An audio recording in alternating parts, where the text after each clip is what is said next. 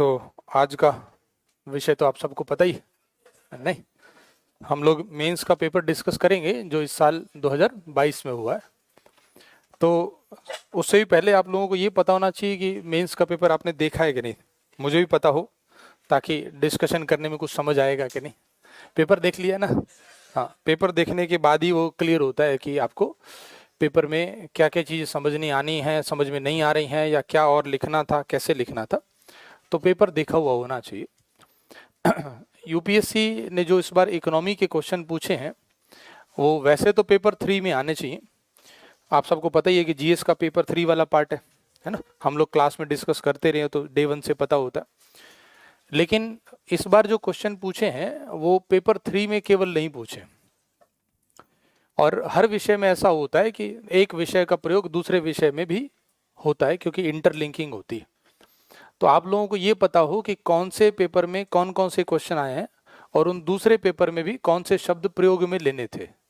तो हम लोग आज जो डिस्कस करेंगे पेपर को, सबसे पहले हम ये देख लेते हैं कि किस पेपर में किस हिसाब से क्वेश्चन यूपीएससी ने पूछे हैं।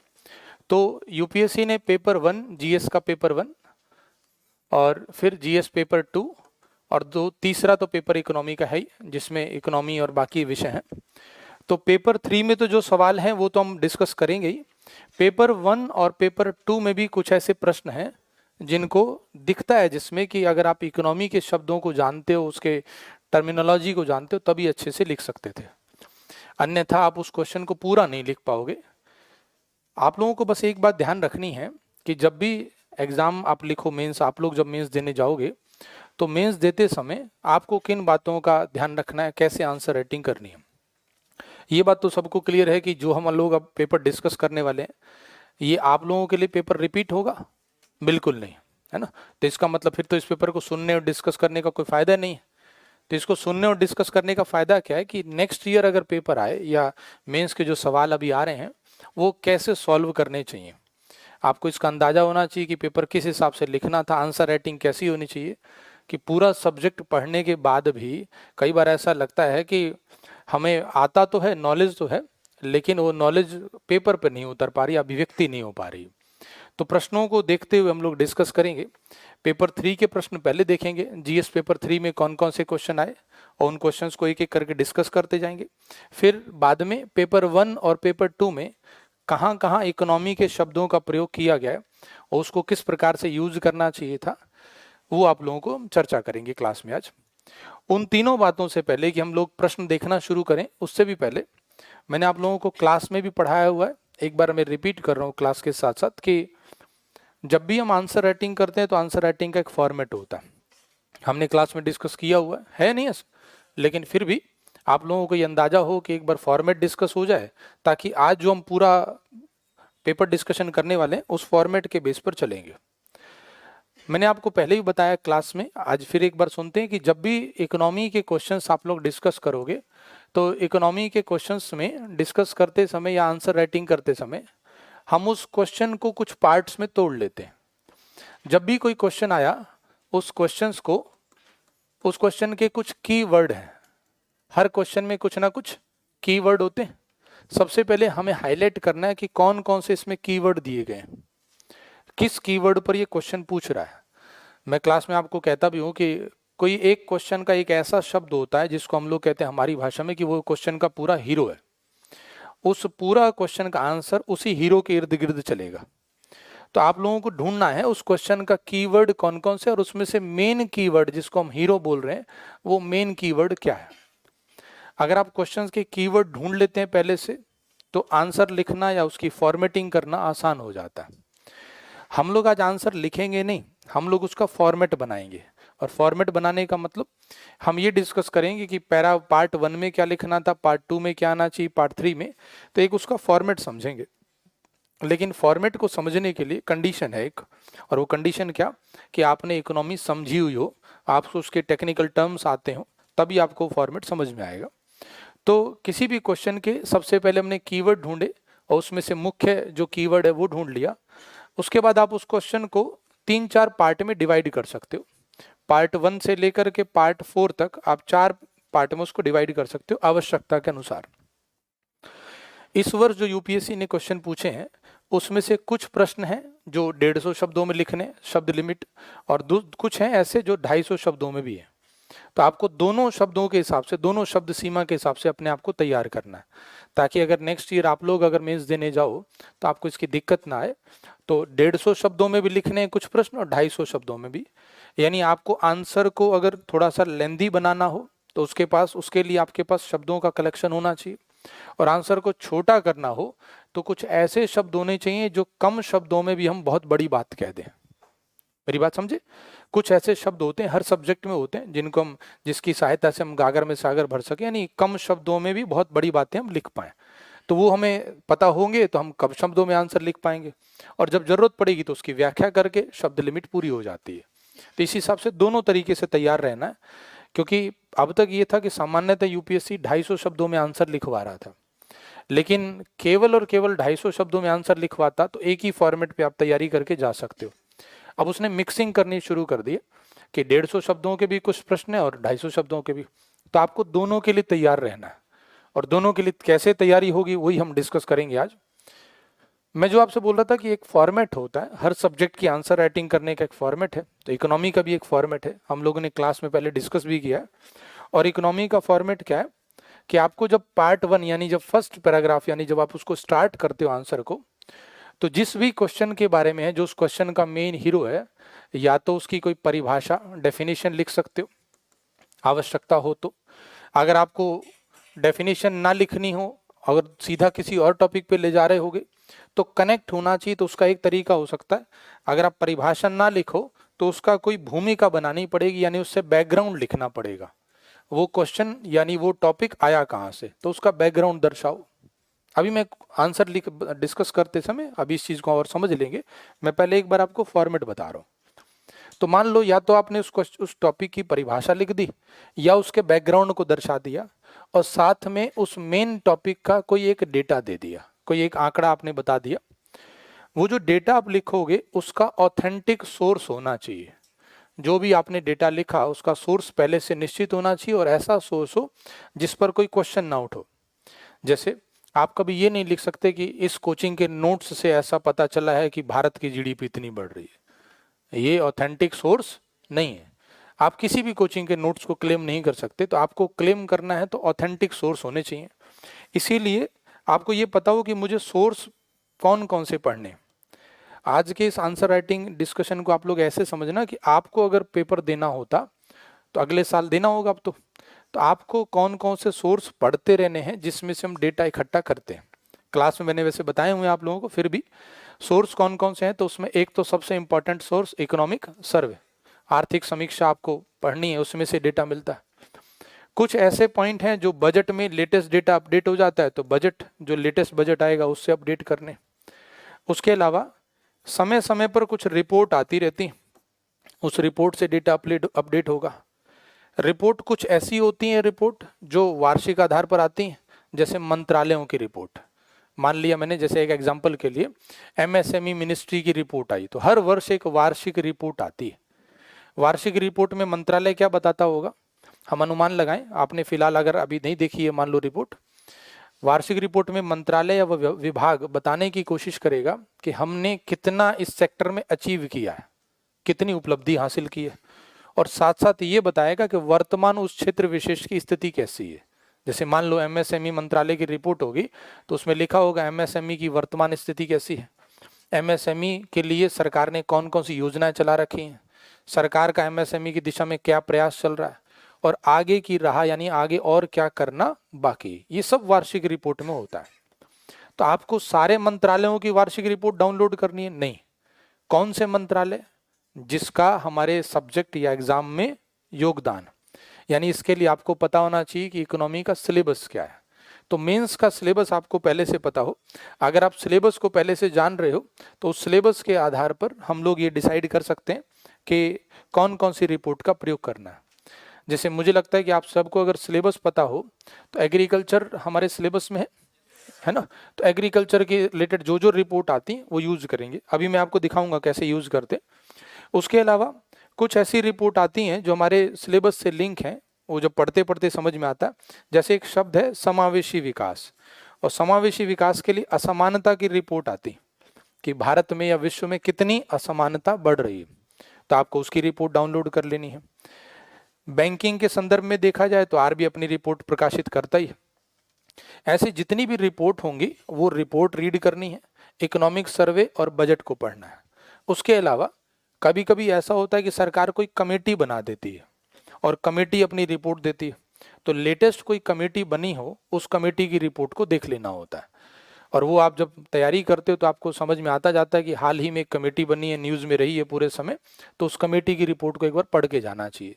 जैसे एक बार याद हो तो एन.के. सिंह कमेटी जो एफआरबीएम अधिनियम की समीक्षा के लिए थी, उसमें से यूपीएससी ने प्रीलिम्स में क्वेश्चन पूछा था।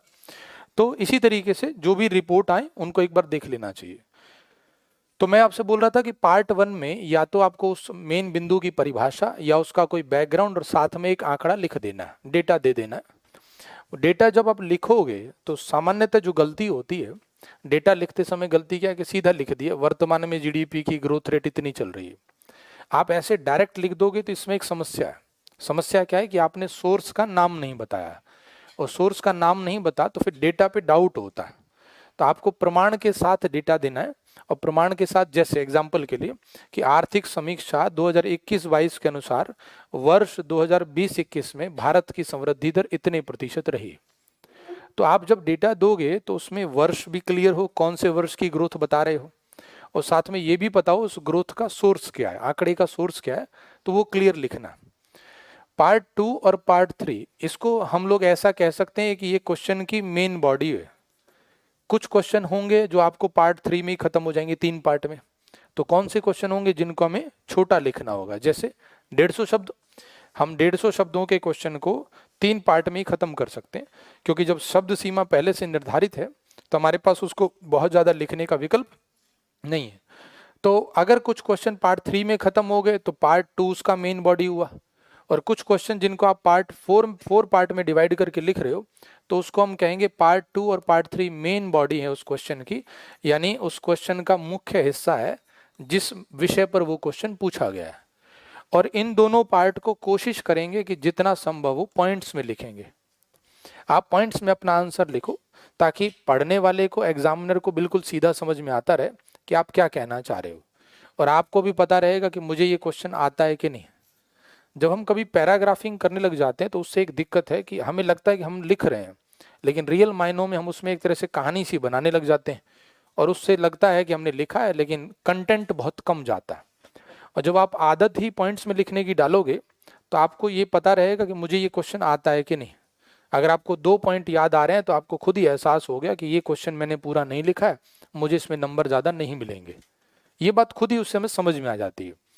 तो मुझे लगता है कि ये चीज़ अगर अभ्यास इसी चीज़ का किया जाए कि आप पॉइंट्स में लिखने की आदत डालोगे तो आप इस बात को समझ रहे होंगे सब लोग, बताना कि अगर पॉइंट में वही व्यक्ति लिख पाएगा जिसको आंसर पता है, अन्यथा पॉइंट बनेंगे ही नहीं। और कहानी बनाने को मना कर दिया, मान लो मैंने कहा कि आपसे पैराग्राफ नहीं लिखना, तो पॉइंट आप लिख ही नहीं पाओगे अगर आपको आंसर नहीं आता तो। और अगर लगातार इसका 4-6 महीना अभ्यास किया जाए तो ऑटोमेटिकली हैबिट बन जाती। हम लोग केवल इकोनॉमी के संदर्भ में डिस्कस कर रहे हैं, बाकी सब्जेक्ट में जैसा सर आपको आंसर राइटिंग का तरीका बताएं उसी फॉर्मेट पे चलना है। मैं इस इकोनॉमी संदर्भ में बात कर रहा हूँ। चौथा पैराग्राफ यानी लास्ट वाला जो पार्ट है उसमें आप निष्कर्ष बता रहे हो। हेडिंग वगैरह डालने की जरूरत नहीं है कि ये निष्कर्ष है, लेकिन आप निष्कर्ष बता रहे हो। निष्कर्ष में कोशिश करनी हमें कि निष्कर्ष में सुझाव भी साथ में डाल देना है, सुझावात्मक। और सुझावात्मक मतलब आगे की राह, यानी सरकार को और आगे इस संदर्भ में क्या करना चाहिए। मैंने क्लास में कभी एक बार बताया था आप लोगों को कि जो क्वेश्चन होता है हर क्वेश्चन में एक किसी ना किसी डायरेक्टली इनडायरेक्टली समस्या का जिक्र होता है। हर क्वेश्चन में कोई ना कोई समस्या जिक्र है। अभी हम लोग क्वेश्चन तो एग्जाम्पल में लेंगे।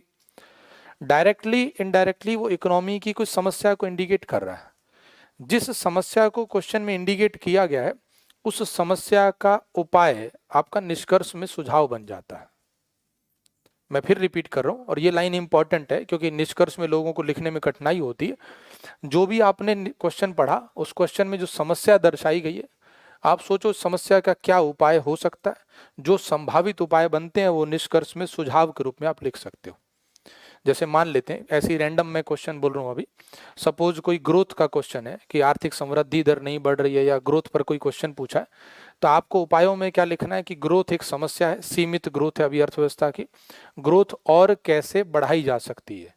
और जो यहाँ पर सुझाव देने हैं इस बात का विशेष ध्यान रखना है, जो यहाँ सुझाव दिए जा रहे हैं वो ऊपर कहीं ना लिखे गए हों।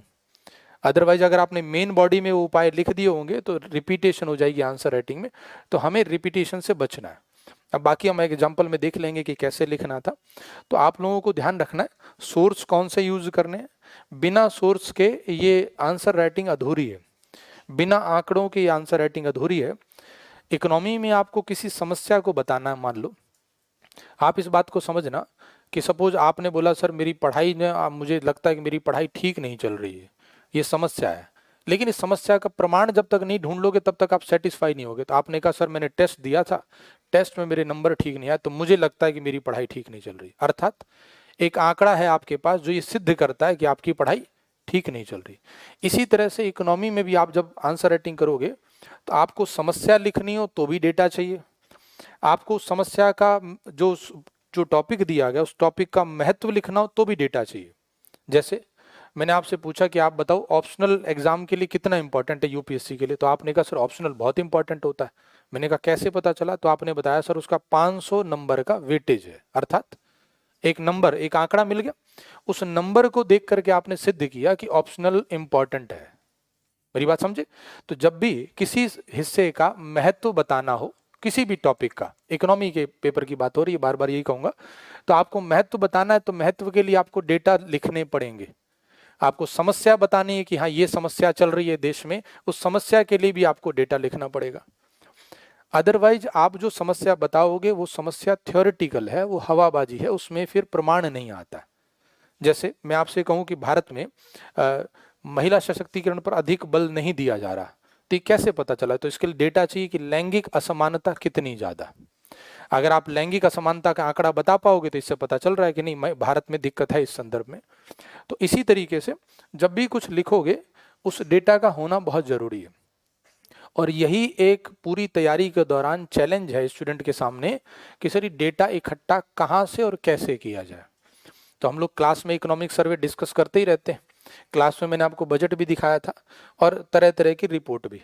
इस रिपोर्ट के माध्यम से जो हम डेटा क्लास में डिस्कस करते हैं उसमें एक कमी रह जाती है, और वो कमी क्या है कि जब आप क्लास करते हो उस क्लास के दौरान तो वो डेटा आप लिख लेते हो, समझ लेते हो, लेकिन जब तक आप एग्जाम देने जाते हो तब तक वो डेटा पुराना हो जाता है, वो अपडेट करना है। तो बस यही एक चैलेंज है जिसको थोड़ा सा चुनौती लेते हुए आप लोगों को पूरा करना है। जितना भी डेटा आपने ढूंढा क्लास में समझा उसको नेक्स्ट ईयर अपडेट जरूर कर लेना है, क्योंकि सारे मंत्रालयों की नई रिपोर्ट आ जाएगी, नई रिपोर्ट आएगी, लेकिन अगर आपने पुरानी रिपोर्ट पढ़ी हुई है, अगर आपको ये पता है कि मैंने पुरानी रिपोर्ट में देखा था ये डेटा यहाँ से आसानी से मिल जाता है, तो नेक्स्ट रिपोर्ट में उसको ढूंढने में बहुत कम टाइम लगता है।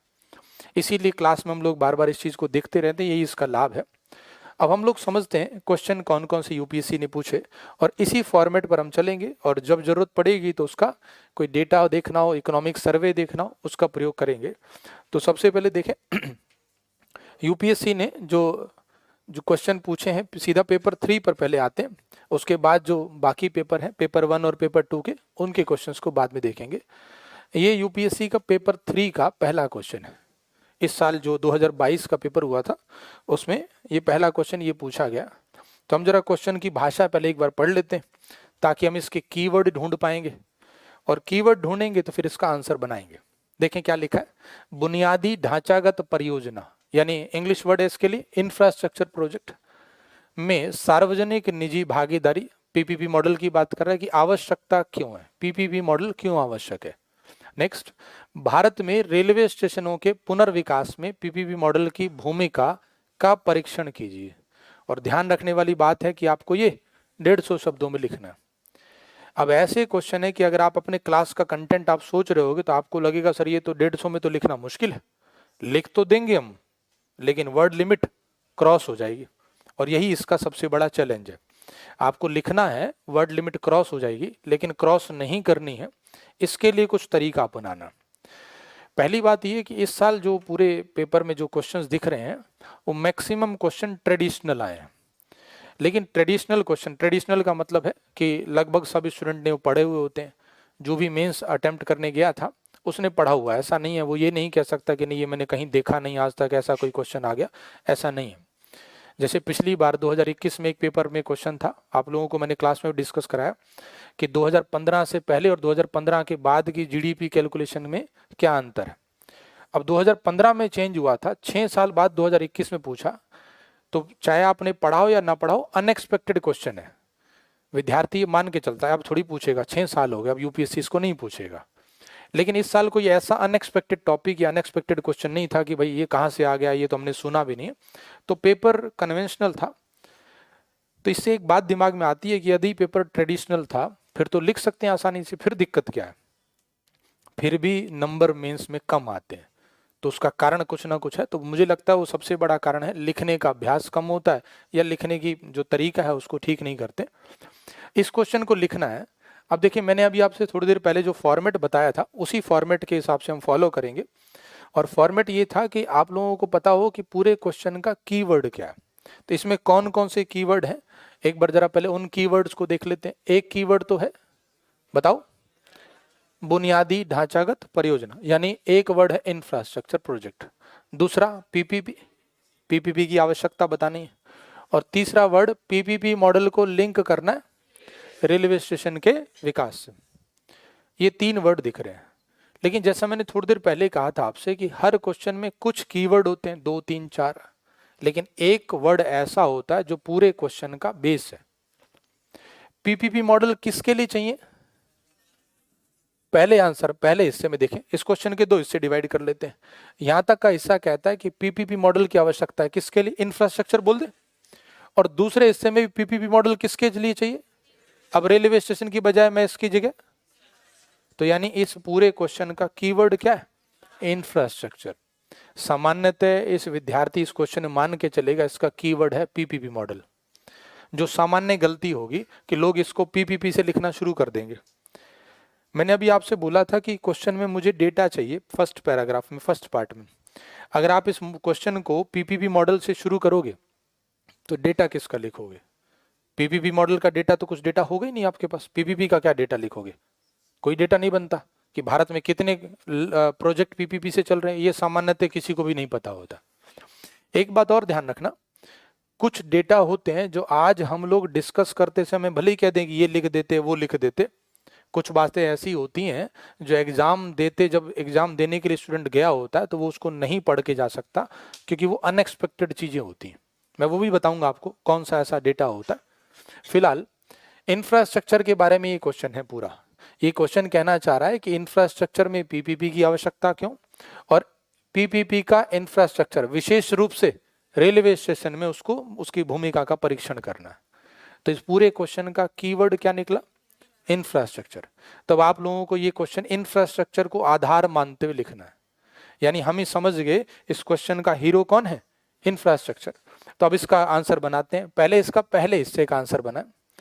हमेशा ना आंसर राइटिंग जब आप लोग तैयारी कर रहे हैं, नेक्स्ट ईयर आपको एग्जाम देना है, अभी फॉर्मेट बनाते समय कोई जल्दबाजी नहीं करनी है। 2-4 मिनट एक्स्ट्रा लग रहे हैं, लगने दो। एक बार आप फॉर्मेटिंग ठीक बनाओगे, आंसर अपने आप सही लिखा जाएगा। और आंसर सही लिखना सीख गए और आंसर राइटिंग सही हो गई तो टाइम धीरे धीरे खुद ब खुद कम हो जाता है। अभ्यास से होता है कि नहीं? अभ्यास से धीरे धीरे अपने आप टाइम कम हो जाएगा। तो शुरुआत में टाइम की बहुत जल्दबाजी नहीं करनी। तो जैसा मैं कह रहा था कि आपको इसमें आंसर लिखना है इंफ्रास्ट्रक्चर के बारे में। अब हमने जो बात करी थी कि इसको कुछ पार्ट में आंसर को तोड़ दिया, तो हम इस क्वेश्चन को तोड़ देते हैं। तो पार्ट 1 लिखना है। पार्ट 1 में हम लिख देंगे किसके बारे में? इंफ्रास्ट्रक्चर। तो इंफ्रास्ट्रक्चर क्या है? इंफ्रास्ट्रक्चर अर्थव्यवस्था की वह सहयोगी प्रणाली होती है जिसके माध्यम से उत्पादन की गति को और तीव्र किया जा सकता है। और चूंकि ये क्वेश्चन कह रहा है हमसे कि इंफ्रास्ट्रक्चर लिखो, लेकिन साथ साथ लिंक करना है किसका? मैंने आप लोगों से क्लास में भी पहले कहा, ये बात फिर से बोल रहा हूं। ऊपर जो पैराग्राफ में आप लिख रहे हो, अगला पैराग्राफ जो लिखो तो पहले पैराग्राफ से कनेक्ट होना चाहिए। कई बार यहाँ पर गलती हो जाती है, और वो गलती होती है प्रेशर में आकर के, नर्वसनेस होती है जब हम लिखते हैं, आंसर राइटिंग करते हैं तो हो जाता है ऐसा। मान लो आपने केवल इंफ्रास्ट्रक्चर की परिभाषा दे दी, इंफ्रास्ट्रक्चर की परिभाषा डाल दी कि इंफ्रास्ट्रक्चर क्या होता है, और आप यहाँ पर अब डेटा दे रहे हो, तो डेटा में क्या लिखा जा सकता है? डेटा में किसका डेटा लिखे हम कि पीपीपी मॉडल कितना है? इंफ्रास्ट्रक्चर से रिलेटेड कुछ डेटा चाहिए, तो मैं अभी आपको इकोनॉमिक सर्वे दिखाऊंगा, डेटा कहाँ पे है। फिलहाल मैं डेटा यूज कर रहा हूँ, फिर इकोनॉमिक सर्वे को देख लेते हैं साथ साथ। भारत में आर्थिक समीक्षा जो हमारे पास लेटेस्ट है 21-22 का इकोनॉमिक सर्वे हमारे पास है। उसी 21-22 के इकोनॉमिक सर्वे में मैंने आप लोगों को क्लास में लिखाया भी हुआ है कि भारत में 2024-25 तक $5 ट्रिलियन इकोनॉमी बनाने के लिए लगभग 1.4 ट्रिलियन डॉलर निवेश की आवश्यकता, 1.4 ट्रिलियन डॉलर निवेश की आवश्यकता है।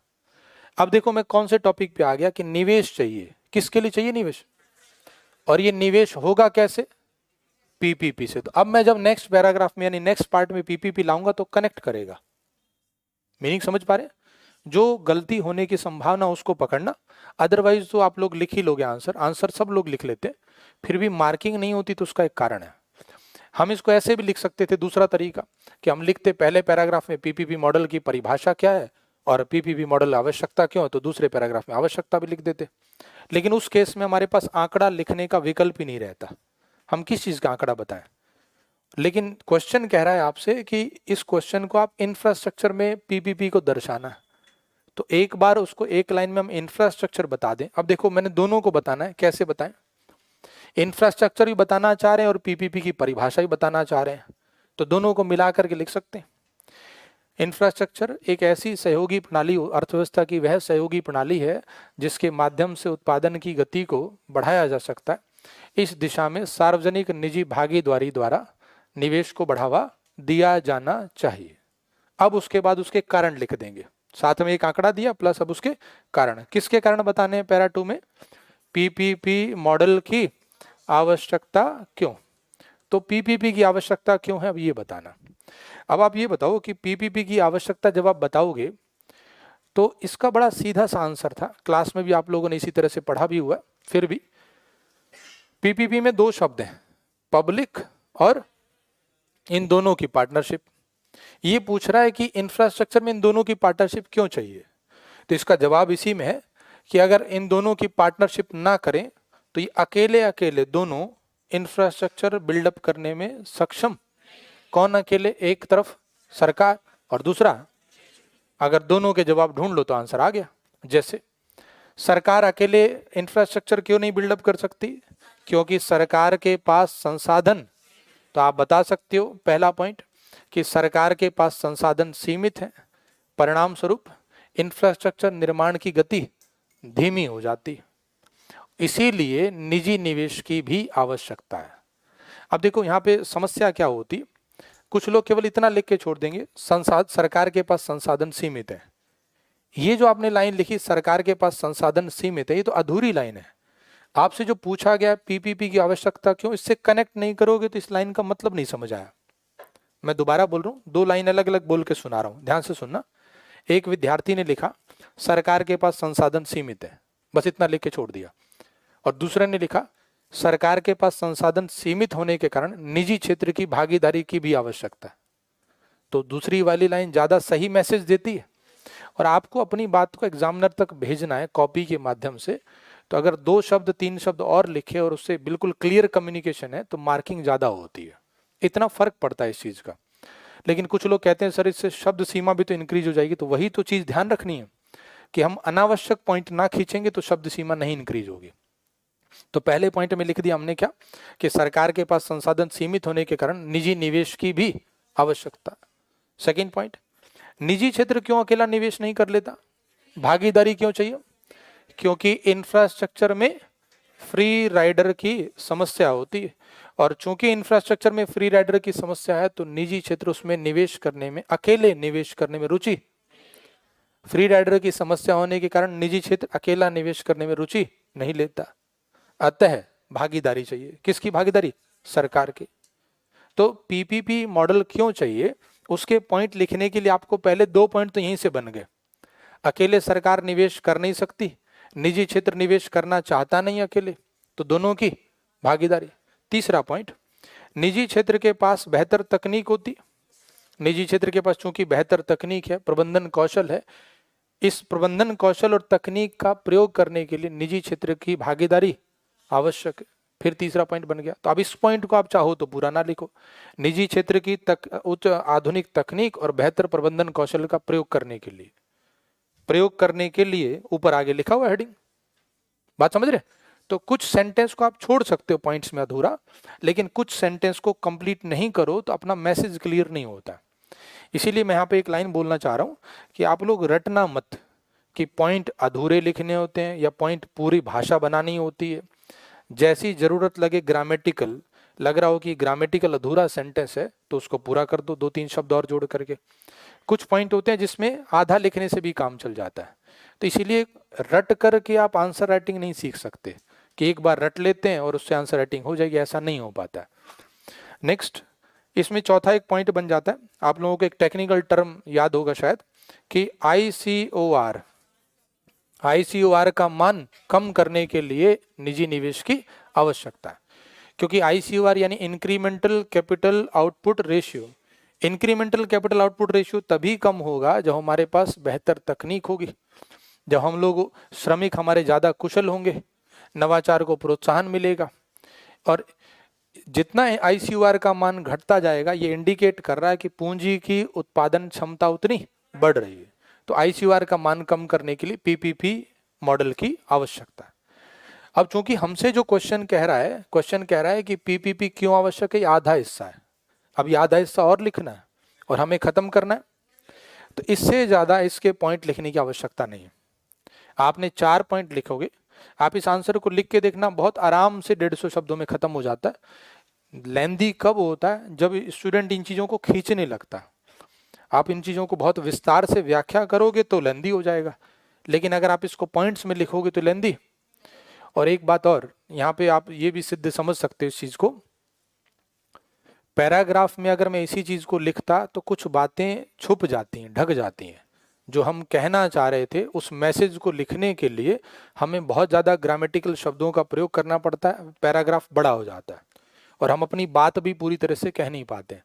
लेकिन अगर हम पॉइंट्स में लिखते हैं तो जो इवेल्युएट करने वाला एग्जामिनर है वो आपका सही तुरंत इवेल्युएशन कर लेगा कि 4 पॉइंट लिखे हैं, चारों ठीक हैं कि नहीं, जो पॉइंट आपने लिखे हैं वो इस क्वेश्चन से कनेक्ट करता है कि नहीं।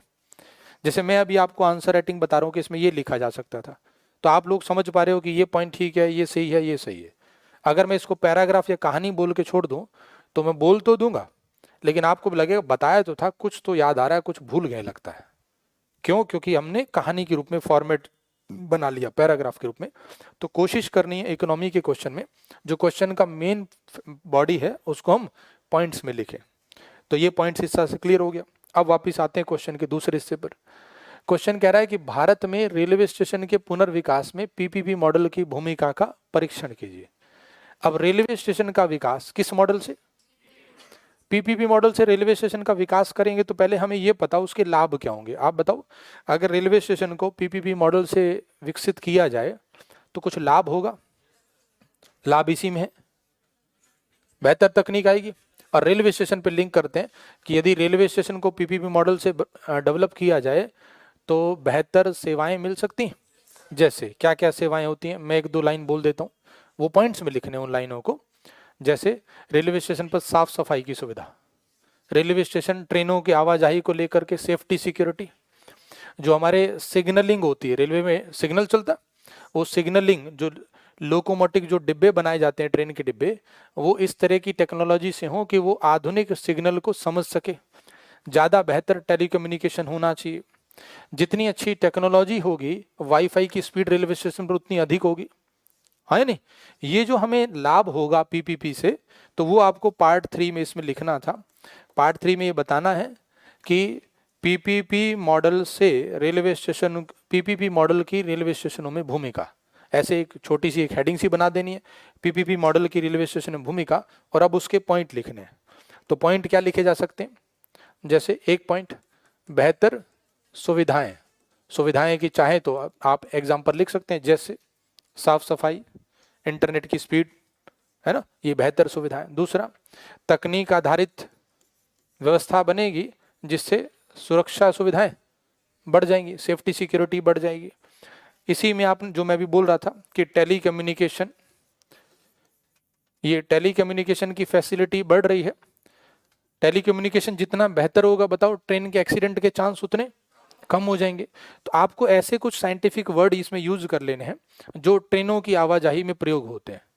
और जितना बेहतर निवेश होगा, निजी क्षेत्र की जितनी अच्छी कंपनी होगी उतनी उतनी उसकी टेक्नोलॉजी अच्छी है, वाईफाई की स्पीड ज़्यादा होगी। आज के समय में आप सुन ही रहे होंगे कि इंटरनेट की स्पीड रेलवे स्टेशन पे फ्री इंटरनेट अवेलेबल होगा, लेकिन इंटरनेट चलता ही नहीं है। नहीं, अगर आप अपना मोबाइल कनेक्ट कर लो तो घूमता रहता है गोल गोल। समझ गए मेरी बात? तो उस इंटरनेट की स्पीड को बेहतर करने का ना होने का कारण क्या है? क्योंकि वहां पर जो टेक्नोलॉजी प्रयोग की गई है वो उतनी अच्छी नहीं है। जैसे आए दिन आप लोग सुनते होंगे, अब सर्दियों में ये सब शुरू हो जाएगा कि कोहरे के कारण ट्रेन लेट हो गई। लेट भी हो जाती है और कई बार, बस समझो, है ना, कोहरे के कारण लेट भी होने के और उसके अलावा एक्सीडेंट वगैरह भी हो सकता है। तो वो क्यों है? क्योंकि टेक्नोलॉजी उतनी बेहतर नहीं है। तो पीपीपी मॉडल के आने से रेलवे में ज़्यादा बेहतर सुविधाएं मिल सकती हैं। रिसेंटली गवर्नमेंट ने एक स्टेशन को डेवलप किया है और उस स्टेशन को पीपीपी मॉडल से डेवलप किया। भोपाल का हबीबगंज रेलवे स्टेशन है जिसका नाम रखा गया रानी कमलापति रेलवे स्टेशन। ये जो रेलवे स्टेशन है इसको पीपीपी मॉडल से डेवलप किया। और आप स्टेशन को देखोगे, उसकी इमेज वगैरह जा करके नहीं देखना स्पेशल। सरकार ने दावा किया है कि हम एयरपोर्ट की तरह रेलवे स्टेशन को विकसित कर रहे हैं। यानी जितना एयरपोर्ट आपको अच्छा दिखता है, साफ सफाई, और जो आपको लगता है कि हम लग रहा है कि विदेश पहुंच गए हैं। कभी कभी आपको ऐसा मन करे कि विदेश जाना है तो किसी एयरपोर्ट पे चल जाए, खासकर आईजीआई एयरपोर्ट पर। और कभी आप ऐसे बागडोगरा एयरपोर्ट पे चलेंगे तो आपको लगेगा नहीं, इससे अच्छा तो बस स्टैंड ही ठीक था। मतलब कुछ स्टेशन, कुछ एयरपोर्ट ऐसे भी हैं जिनकी स्थिति अभी ठीक नहीं है। तो ये जो सुविधाएं दी जा रही हैं, एयरपोर्ट के समान सुविधाएं देने की कोशिश है, ये बता रहे हैं कि पीपीपी मॉडल की भूमिका कितनी ज्यादा है। अब चूंकि इसने क्वेश्चन ने कहा है कि भारत में रेलवे स्टेशनों के पुनर्विकास में पीपीपी की भूमिका, तो आप बताएंगे पीपीपी मॉडल का लाभ किसमें? अभी तक हम जो बता रहे थे, हमने जो अभी लाभ लिखे वो लाभ थे, ये वाले ऊपर जो लाभ लिख रहे थे ये क्या था? ये पीपीपी की आवश्यकता क्यों? अब बताना है रेलवे स्टेशन को लेकर के पीपीपी का लाभ क्या होगा, पर्टिकुलर रेलवे स्टेशन को लेकर के। तो जितने पॉइंट लिखने हैं वो रेलवे स्टेशन पर फोकस होने चाहिए, 4 पॉइंट 5 पॉइंट जितने लिख सकते हैं आप, तो वो लिख दिए। नीचे इसी में साथ में बता देना है कि हाल ही में भारत सरकार ने इस पर्टिकुलर रेलवे स्टेशन को पीपीपी मॉडल के तहत विकसित किया। अब यहाँ जो मैं बात अभी थोड़ी देर पहले बोल रहा था, मैं उसको बताता हूँ दोबारा से। ऐसा संभव है कि नहीं कि हमसे ये जो न्यूज़ है ये मिस हो गई हो? कौन सी न्यूज़? कि कमलापति रेलवे स्टेशन बनाया है पीपीपी मॉडल से। मिस हो सकती है कि नहीं? इसीलिए आज ये कहना आसान है कि यहाँ पे ये लिख देना है, लेकिन जब जो व्यक्ति एग्जाम देने जाता है वो कहता है सर हमने ये ध्यान ही नहीं दिया, ऐसी कोई न्यूज़ आई थी। इसीलिए जब आप आंसर राइटिंग की प्रैक्टिस करो ना, तो ये मान के चलना कभी कभी कुछ ऐसी केस स्टडी, ऐसे न्यूज़ आती रहती हैं जो एक व्यक्ति से मिस हो सकती है। और अगर 100 लोग मेंस आंसर राइटिंग करेंगे तो उसमें से 10-15 होंगे जिनको ये याद भी होगा और ये भी कंफर्म पता हो कि हमने ये सुना है। कोई प्रेडिक्शन थोड़ी लगा सकता है कि ऐसा क्वेश्चन रेलवे स्टेशन का ही आने वाला है नहीं। इसीलिए ऐसा डेटा, ऐसी न्यूज मिस हो सकती है, और अगर हो जाती है तो उसका कोई तनाव नहीं लेना, क्योंकि वो सबको याद रहना संभव है भी नहीं। अगर उसका यूपीएससी आधा एक नंबर माइनस करता है तो वो होने दो, आप बाकी आंसर को कंप्लीट करो। मेरी बात क्लियर? मैं फिर से बोल रहा हूँ, आज आंसर राइटिंग का हम डिस्कशन कर रहे हैं ना, तो हम तो पूरा समझ करके न्यूज हमने पढ़ ली है कि हबीबगंज रेलवे स्टेशन था, नाम बदल गया। आज कहना आसान है कि इसको ये लिख दिया होता, ये देख देना चाहिए, ये लिख देना चाहिए, ये बात पहले नहीं पता थी ना। तो जब भी आप मेंस देने जाओगे 2-4 ऐसी न्यूज रहेंगी जो आपको लगेगा ये पता होता तो शायद और अच्छे से एक लाइन जुड़ जाती। कोई बात नहीं, उसका कोई तनाव कभी भी नहीं लेना। और व्यवहारिक बात है ये, हम कह सकते हैं क्या ऐसा करना चाहिए, लेकिन व्यवहारिक तौर पर देखा जाए तो वो याद रखना संभव नहीं है, मिस हो जाता। अब इस क्वेश्चन को आपने रेलवे स्टेशन की फैसिलिटी लिख दी, और अगर किसी व्यक्ति को याद था तो वो हबीबगंज रेलवे स्टेशन का नाम लिख सकता था कि हाल ही में सरकार ने ऐसा लिखा। अब मुझे आप लोग बताओगे इस पार्ट 4 के निष्कर्ष में क्या लिखा जाए, जो इसका कंक्लूजन है उसमें क्या लिखा जाए। तो मैंने आपको अभी थोड़ी देर पहले एक हिंट दिया था, मैं एक बार हिंट दोबारा दूंगा, आंसर आप लोग बताओगे। मैंने कहा था हर क्वेश्चन में एक समस्या छुपी होती, उस समस्या का उपाय उस क्वेश्चन का निष्कर्ष बन जाता है। इस क्वेश्चन में समस्या क्या दिख रही है हमको? इस क्वेश्चन की समस्या है, क्वेश्चन का मेन कीवर्ड कौन सा था, पीपीपी या इंफ्रास्ट्रक्चर? तो क्वेश्चन की समस्या क्या है कि इंफ्रास्ट्रक्चर का निर्माण जो है वो धीमी गति से हो रहा है, तो आपको इंफ्रास्ट्रक्चर के बारे में उपाय लिखना है। Meaning clear? कुछ लोग यहाँ पे ये कर सकते हैं कि पीपीपी मॉडल को और प्रोत्साहित करना चाहिए, ये उपाय लिख दिया। लेकिन जब क्वेश्चन का जो मेन कीवर्ड है उसी से क्वेश्चन स्टार्ट होगा पहला पार्ट, और उसी से क्वेश्चन अंत होना है। तो क्वेश्चन का कीवर्ड था इसमें इंफ्रास्ट्रक्चर, तो आपको इंफ्रास्ट्रक्चर पर ही क्वेश्चन अंत करना है। निष्कर्ष क्या लिखा जाए बताओ, निष्कर्ष में क्या पॉइंट आना चाहिए कि और कैसे इस इंफ्रास्ट्रक्चर को बिल्डअप किया जाए। तो मैं आपको एक लाइन याद दिलाता हूँ, इंफ्रास्ट्रक्चर की विशेषता होती है कि इसमें पूंजी की प्रधानता है। हाँ, तो इंफ्रास्ट्रक्चर को और बिल्डअप करने के लिए ज्यादा पूंजी निवेश की आवश्यकता है, यानी सरकार को पूंजी निवेश को और प्रोत्साहित करना चाहिए। हाल ही में सरकार ने पूंजी निवेश को बढ़ाने के लिए बजट में पूंजीगत व्यय बढ़ा दिया। बजट में पूंजीगत व्यय बढ़ाया ना, लगभग 35%। तो 35% जो पूंजीगत व्यय बढ़ाया वो इंफ्रास्ट्रक्चर पर ही खर्च होगा। उसके अलावा अगर कोई सरकार ने योजना चला रखी है इंफ्रास्ट्रक्चर पर, तो वो आप लिंक कर सकते हैं। तो ध्यान आ गया होगा। गति शक्ति एक योजना है, उसके अलावा भी गवर्नमेंट ने कई तरह की योजनाएं चला रखी हैं। तो आप पीएम गति शक्ति को यहाँ पर लिंक कर सकते हैं कि सरकार ने अभी हाल ही में पीएम गति शक्ति जो कि कनेक्टिविटी मॉडल है उसके माध्यम से इंफ्रास्ट्रक्चर को डेवलप कर रहे हैं। अब कभी कभी होता है कॉमन योजना डिस्कस हो जाती है। आप आंसर बताओ, पीएम गति शक्ति को तो इंफ्रास्ट्रक्चर के किसी भी क्वेश्चन में लिंक हो सकता है, लेकिन कभी कभी अगर याद रह पाए, जैसा हम फिर से कह रहे हैं कि अगर आप इकोनॉमिक सर्वे पढ़ के गए हो तो वो याद रह जाता है, तो आप उस रेलवे की पर्टिकुलर योजना लिख सकते थे इसमें। मैं अब आपको वो रेलवे की योजना भी दिखा देता हूँ। इकोनॉमिक सर्वे जो हमारे पास लेटेस्ट वाला था, उस लेटेस्ट इकोनॉमिक सर्वे को देखते हैं, और ये है 2021-22 का इकोनॉमिक सर्वे, और इसमें पेज नंबर 297 है। आपका टाइम ज़्यादा वेस्ट ना हो इसलिए मैंने पेज नंबर पहले से ही देख लिया। देखें, ये पेज नंबर है 297। मैंने आपको ये बता रखा है कि इंफ्रास्ट्रक्चर का एक चैप्टर होता है, ध्यान है। इसी इंफ्रास्ट्रक्चर के चैप्टर में एक बॉक्स था, ये बॉक्स में बना हुआ था। हमने ये भी क्लास में डिस्कस किया हुआ है कि बॉक्स में जो चीज़ होती है वो इंपॉर्टेंट लिखी होती है। यहाँ पर हेडिंग है, क्या नाम है, राष्ट्रीय रेलवे योजना। कोई स्टूडेंट जो मेंस देने गया होता है, अगर उसने इकोनॉमिक सर्वे पढ़ने की हैबिट डाली है तो एक बार इसको जरूर पढ़ के गया होगा। क्यों? क्योंकि इंफ्रास्ट्रक्चर सिलेबस में है, और प्लस इंफ्रास्ट्रक्चर का चैप्टर भी है एक पूरा। और तीसरी बात, अगर उसको इकोनॉमिक सर्वे पढ़ने की हैबिट रही होगी तो ये भी पता होता है कि बॉक्स में लिखी है कोई चीज़ तो मतलब इंपॉर्टेंट है। हो सकता है वो इसका पूरा जितना भी ये कंटेंट एक ही पेज का है बस, ये इसके बाद आगे दूसरा टॉपिक शुरू हो जाता है इकोनॉमिक सर्वे का। हो सकता है उसको ये पूरा याद ना रहा हो, व्यवहारिक बात है। आप बताओ, पूरा याद रहेगा किसी को? नहीं, लेकिन नाम तो याद रह सकता है। क्या नाम है? और एक छोटी सी लाइन याद रह सकती है, पूरा याद नहीं रहेगा। मैं इस पे एग्री हूं, पूरा कभी याद नहीं रहेगा। व्यवहारिक बातों पर करते हैं, आज हम ये डिस्कस कर रहे थे, ये नहीं कह सकते इसमें से लिख देना था पूरा। इसमें लाइन लिखिए, राष्ट्रीय रेल योजना वर्ष 2030 तक रेलवे नेटवर्क के क्षमता विस्तार के लिए एक रोड मैप है। अभी हम जो डिस्कस कर रहे थे, हमें इस क्वेश्चन का निष्कर्ष लिखना था, तो मैंने आपसे कहा कि कोई सरकार की योजना चल रही है तो उसको यहाँ पे जिक्र कर सकते हो, तो आपने बोल दिया गति शक्ति। अब बताओ, गति शक्ति ज्यादा बेटर है इस आंसर के लिए या राष्ट्रीय रेलवे योजना? कारण, क्योंकि क्वेश्चन रेलवे। तो मैंने क्या किया, फिर से वापस आते हैं, मैंने इस क्वेश्चन में समस्या ढूंढी। समस्या क्या थी?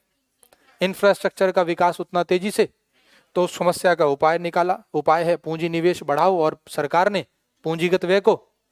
फिर मैंने क्वेश्चन को दोबारा देखा तो मुझे याद आया ये क्वेश्चन किस पर है, तो योजना भी लिखी तो किसकी? रेलवे की योजना, राष्ट्रीय रेलवे योजना के माध्यम से 2030 तक रोड मैप बनाया जा रहा है, यानी क्षमता विस्तार किया जा रहा है। तो जब आपको निष्कर्ष लिखना होता है, बहुत काम की बात है ये, इकोनॉमी के सारे क्वेश्चंस में हेल्प करेगी। क्वेश्चन की समस्या ढूंढो, हर क्वेश्चन में इनडायरेक्टली एक समस्या छुपी हुई है। क्वेश्चन की समस्या ढूंढी, समस्या का उपाय निकाला, उपाय जो आपको पहले से पता होता है, क्योंकि आप जब क्लास करते हो तो उन उपायों पर हम कई बार चर्चा कर चुके होते हैं कि अगर भारत में इंफ्रास्ट्रक्चर नहीं बिल्डअप हो रहा तो उसके लिए क्या किया जाए, और उस उपाय पर जो चर्चा करी वही हिस्सा निष्कर्ष में आ जाता है। साथ में कोई एक करंट की योजना अगर याद आ जाए तो बहुत अच्छा, जो ये दिखाता है कि सरकार इसके लिए प्रयास कर रही है, तो उस आंसर को यहाँ पे मिला दिया। तो मुझे लगता है ये वाली आपको बात क्लियर होगी कि पहला वाला जो क्वेश्चन है ये कैसे लिखना था। तो हमने इस तरीके से इस आंसर को बना लिया। पहले पैराग्राफ में इंफ्रास्ट्रक्चर से शुरू किया, एक डेटा दे दिया। अच्छा, जो मैं डेटा की बात कर रहा था आपसे, मैंने आपसे कहा था कि इकोनॉमिक सर्वे में आपको डेटा दिखाऊंगा। इंफ्रास्ट्रक्चर पर सरकार ने डेटा इसी इकोनॉमिक सर्वे में है, तो उस डेटा को देख लेते हैं। ध्यान देते हैं इस पे। आपको पता होगा कि इंफ्रास्ट्रक्चर को लेकर के क्लास में हमने पहले से पढ़ी हुई है 2 योजनाएं। एक नेशनल इंफ्रास्ट्रक्चर पाइपलाइन, याद है, ये पेज पहले भी देखा हुआ लग रहा है। हाँ, और दूसरा एक और योजना है मोनेटाइजेशन स्कीम। ठीक, अब जो इंफ्रास्ट्रक्चर पाइपलाइन है इसी में ये लाइन लिखी हुई थी। क्या लाइन है, पढ़ के देखें। वर्ष 2024-25 तक $5 ट्रिलियन की जीडीपी बनाने के लिए भारत को इंफ्रास्ट्रक्चर में लगभग $1.4 ट्रिलियन खर्च करना, निवेश करना। और मैंने इसी डेटा को यूज किया पहले पैराग्राफ में। कुछ आंकड़े होते हैं जिनको आप पढ़ते समय नोट डाउन कर लो। हमने क्लास में ये बात पढ़ी तो हुई है, लेकिन चूंकि आज आंसर राइटिंग के फॉर्मेट के हिसाब से बात कर रहे हैं, आपको क्या करना चाहिए, पहले आप लोग सिलेबस देखो कि कौन कौन से टॉपिक सिलेबस में है।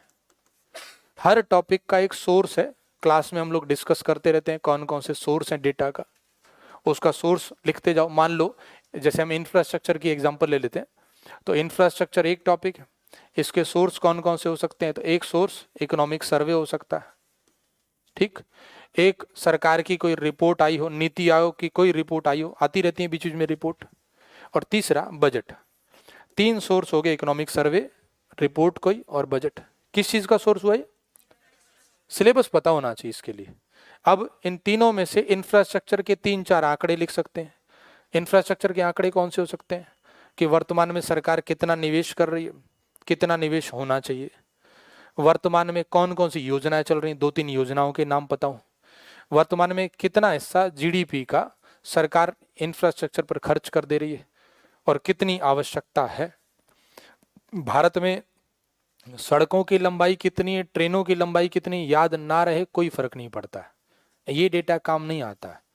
आपको ये रटने की जरूरत नहीं है हाईवे कितने हैं भारत में, कौन सा हाईवे किस किस को जोड़ रहा है, वो कभी कभी प्रीलिम्स में आ जाए अलग बात है, मेंस के दृष्टिकोण से काम का नहीं होता। अब आपने जैसे अभी अभी रेलवे का क्वेश्चन सॉल्व किया, बताओ क्या मुझे पता होना चाहिए इसके लिए कि कितने किलोमीटर का रेलवे की इतनी लंबाई है इस समय, उसका कोई कनेक्शन नहीं। तो आप ना गलत जगह पे एनर्जी नहीं खराब करनी है। टॉपिक एक सिनॉप्सिस बनाते जाओ, उस टॉपिक में लिखा है यहाँ पे टॉपिक के नाम, यहाँ उसके सोर्स लिख लिए और टॉप सोर्स के साथ साथ डेटा। जब क्लास कर रहे हो तो क्लास में करंट वाला डेटा लिख लिया, नेक्स्ट ईयर जब आप लोग मेंस देने जाओ तो नेक्स्ट ईयर का यहाँ पे डेटा चेंज हो जाएगा, बस वही सोर्स डेटा चेंज हो गया। अपडेट करने में बहुत कम समय लगता है, मैंने क्लास में बताया है, अपडेट करने में बहुत कम समय लगेगा आप लोगों को। समय ज़्यादा क्यों लगता है, 2 कठिनाई होती है। एक, कुछ लोगों को सोर्स नहीं पता होता है, लेकिन सोर्स तो अब पता चल जाएगा, आपको बता दिया मैंने। लेकिन अगर आप सोर्स को नेक्स्ट ईयर पहली बार ढूंढोगे, पहली बार ही देखोगे, तो इकोनॉमिक सर्वे तो 400-600 पेज का ढूंढते ढूंढते परेशान हो जाएंगे और 1-2 टॉपिक अपडेट किया उसके बाद थक जाते हैं, छोड़ो रहने दो, हमारे बस की बात नहीं। तो इसीलिए वर्तमान में चूंकि अभी क्लास कर रहे होते हैं आप लोग, अभी समय होता है आपके पास, अभी इसको अपडेट कर लेना। करंट डेटा चाहे टीचर ने क्लास में लिखवा भी क्यों ना दिया हो, फिर भी आप अपने से देख लो, ताकि आपको इकोनॉमिक सर्वे बजट ये कहाँ से डेटा मिला, हैबिट बन जाती है। और उसके बाद फिर नेक्स्ट जब डेटा आएगा तो अपडेट कर लेना। सारे टॉपिक में यही सोर्स अपनाओगे तो कोई दिक्कत नहीं आती। अभी मैं आपको एग्रीकल्चर वाले क्वेश्चन दिखाऊंगा, उसमें देखेंगे मंत्रालय की रिपोर्ट वगैरह आती रहती है, तो इसी फॉर्मेट पे चलना, ये हेल्प करेगा। तो मुझे लगता है पहला क्वेश्चन हमने कंप्लीट कर लिया, समझ आ गया। नेक्स्ट आगे बात करते हैं। नेक्स्ट क्वेश्चन को देखें। नेक्स्ट क्वेश्चन यहाँ पे दिया हुआ है, ये पढ़ के देख लेते हैं पहले इसको। क्या बाजार अर्थव्यवस्था के अंतर्गत समावेशी विकास संभव है? किसमें? बाजार अर्थव्यवस्था में। आधा क्वेश्चन ये है, फिर आधा लिखा है भारत में आर्थिक विकास की प्राप्ति के लिए वित्तीय समावेशन का महत्व बताना है। तो कौन कौन से इसके कीवर्ड हो गए, अब केवल कीवर्ड पे अंडरलाइन कर लेते हैं हम लोग। कीवर्ड कौन कौन से हो गए, एक बाजार अर्थव्यवस्था, दूसरा, तीसरा आर्थिक विकास, और आर्थिक विकास के लिए तो 4 कीवर्ड निकल रहे हैं। तो अब हमें चाहिए कोई एक जिस पर हम पूरा क्वेश्चन लिख सकते हैं। आप लोग इसकी हैबिट बनाना, जितना मैं आप लोगों का जवाब सुन रहा हूं तो एक बात तो क्लियर हो गई है कि 4 वर्ड तो आप लोग ढूंढ लेते हो, सही है। हर क्वेश्चन में 3 4 5 जितने होते हैं उन पे तो आप भी अंडरलाइन कर लेते हो, यहां तक तो ठीक है। चलो आगे कोशिश करते हैं। अब अगला प्रयास क्या करना है, उन 4 को 1 पे कन्वर्ट करना है। हाँ, तो आज जब ये डिस्कस कर ही रहे हैं पूरा पेपर, तो आज इसकी भी कोशिश कर लेते हैं, देखें कितना तक पहुंच पाता है। इस पूरे क्वेश्चन का पूरा फोकस किस पर है, इस पर निकालना है। इस चीज को ढूंढोगे तो आंसर आ जाएगा। मैं हेल्प करता हूं आपकी, आंसर आप बताना। बाजार अर्थव्यवस्था की कमेंट करना है कि संभव है कि नहीं बाजार अर्थव्यवस्था से, क्या संभव, इससे तो लग रहा है ये वाला वर्ड। फिर देखिए आगे, आर्थिक विकास की प्राप्ति के लिए वित्तीय समावेशन का महत्व। तो वित्तीय समावेशन चाहिए, फाइनेंशियल इंक्लूजन चाहिए, किसके लिए चाहिए, आर्थिक विकास, और उसमें भी तो सारा पूरे क्वेश्चन का फोकस बाजार अर्थव्यवस्था का फोकस और वित्तीय समावेशन का भी फोकस, तो आंसर आ गया। मुझे लगता है कि शायद मैंने 30 सेकंड और बोला है, बाद में आप इसको देख लेना कितने सेकंड बोला था। नहीं, यानी अगर एक बार क्वेश्चन को और आराम से पढ़ा तो 4 कीवर्ड में से एक कीवर्ड पे पहुंच गया कि ये पूरा क्वेश्चन किस टॉपिक पर है। ये मैंने क्यों किया, ऐसा मैंने क्यों किया, 4 पे से एक के क्यों कन्वर्ट किया, अब ये समझ गया कि पार्ट 1 किस टॉपिक से शुरू करना और निष्कर्ष कहां खत्म करना। Meaning clear. अब आपको मैं कहूं कि उपाय लिखना निष्कर्ष में, तो आप ये नहीं पूछना उपाय किसके लिखने हैं, समस्या क्या है, नहीं, समावेशी विकास समस्या नहीं, समावेशी विकास तो लक्ष्य है, नहीं, समावेशी विकास तो लक्ष्य है ना। तो समस्या क्या है, असमानता, समस्या क्या, और असमानता के जो कुछ उपाय आपके दिमाग में आ रहे हो वो यहाँ पे निष्कर्ष में लिखने। आपने समावेशी विकास को समस्या बना दी। एक्चुअली आपके दिमाग में ये रह गया कि क्वेश्चन में क्या पूछ रहे हैं कि पूरा मेन कीवर्ड कौन सा है। मैं समझ रहा हूँ आप लोगों की भावनाएं क्या थी भाई, मुझे अज्यूम करना पड़ेगा आप यही कहना चाह रहे हो, हाँ कि नहीं। बस आप यही सोच रहे हो कि सर ऐसी हमारी भावना एग्जामिनर और समझ ले तो कल्याण हो जाएगा। हाँ? तो खैर इस क्वेश्चन में, इस पूरे क्वेश्चन का कीवर्ड तो समावेशी विकास है। समावेशी विकास की समस्या क्या है कि अभी समावेशी विकास का लक्ष्य प्राप्त नहीं हो रहा, अर्थात अभी देश में सभी का समान रूप से सभी को आय का वितरण, असमानता है, और चूंकि असमानता है तो उस असमानता का उपाय निष्कर्ष बनेगा। Meaning clear. अब अगर आप सीख पा रहे हो तो मुझे लगता है कि निष्कर्ष को तैयार करना थोड़ा और सरल हो जाएगा। तो आप लोगों से इस आंसर का निष्कर्ष तैयार करवाएंगे। तो फिलहाल ये कह रहा है कि बाजार अर्थव्यवस्था के अंतर्गत समावेशी विकास संभव है, पहले इस हिस्से का आंसर लिखना। आप लोग मुझे ये बताओ कि बाजार अर्थव्यवस्था को समझते हो। बाजार अर्थव्यवस्था मतलब पूंजीवादी, बिल्कुल पूंजीवादी अर्थव्यवस्था। और पूंजीवादी यानी बाजार शक्तियों के आधार पर संचालित अर्थव्यवस्था।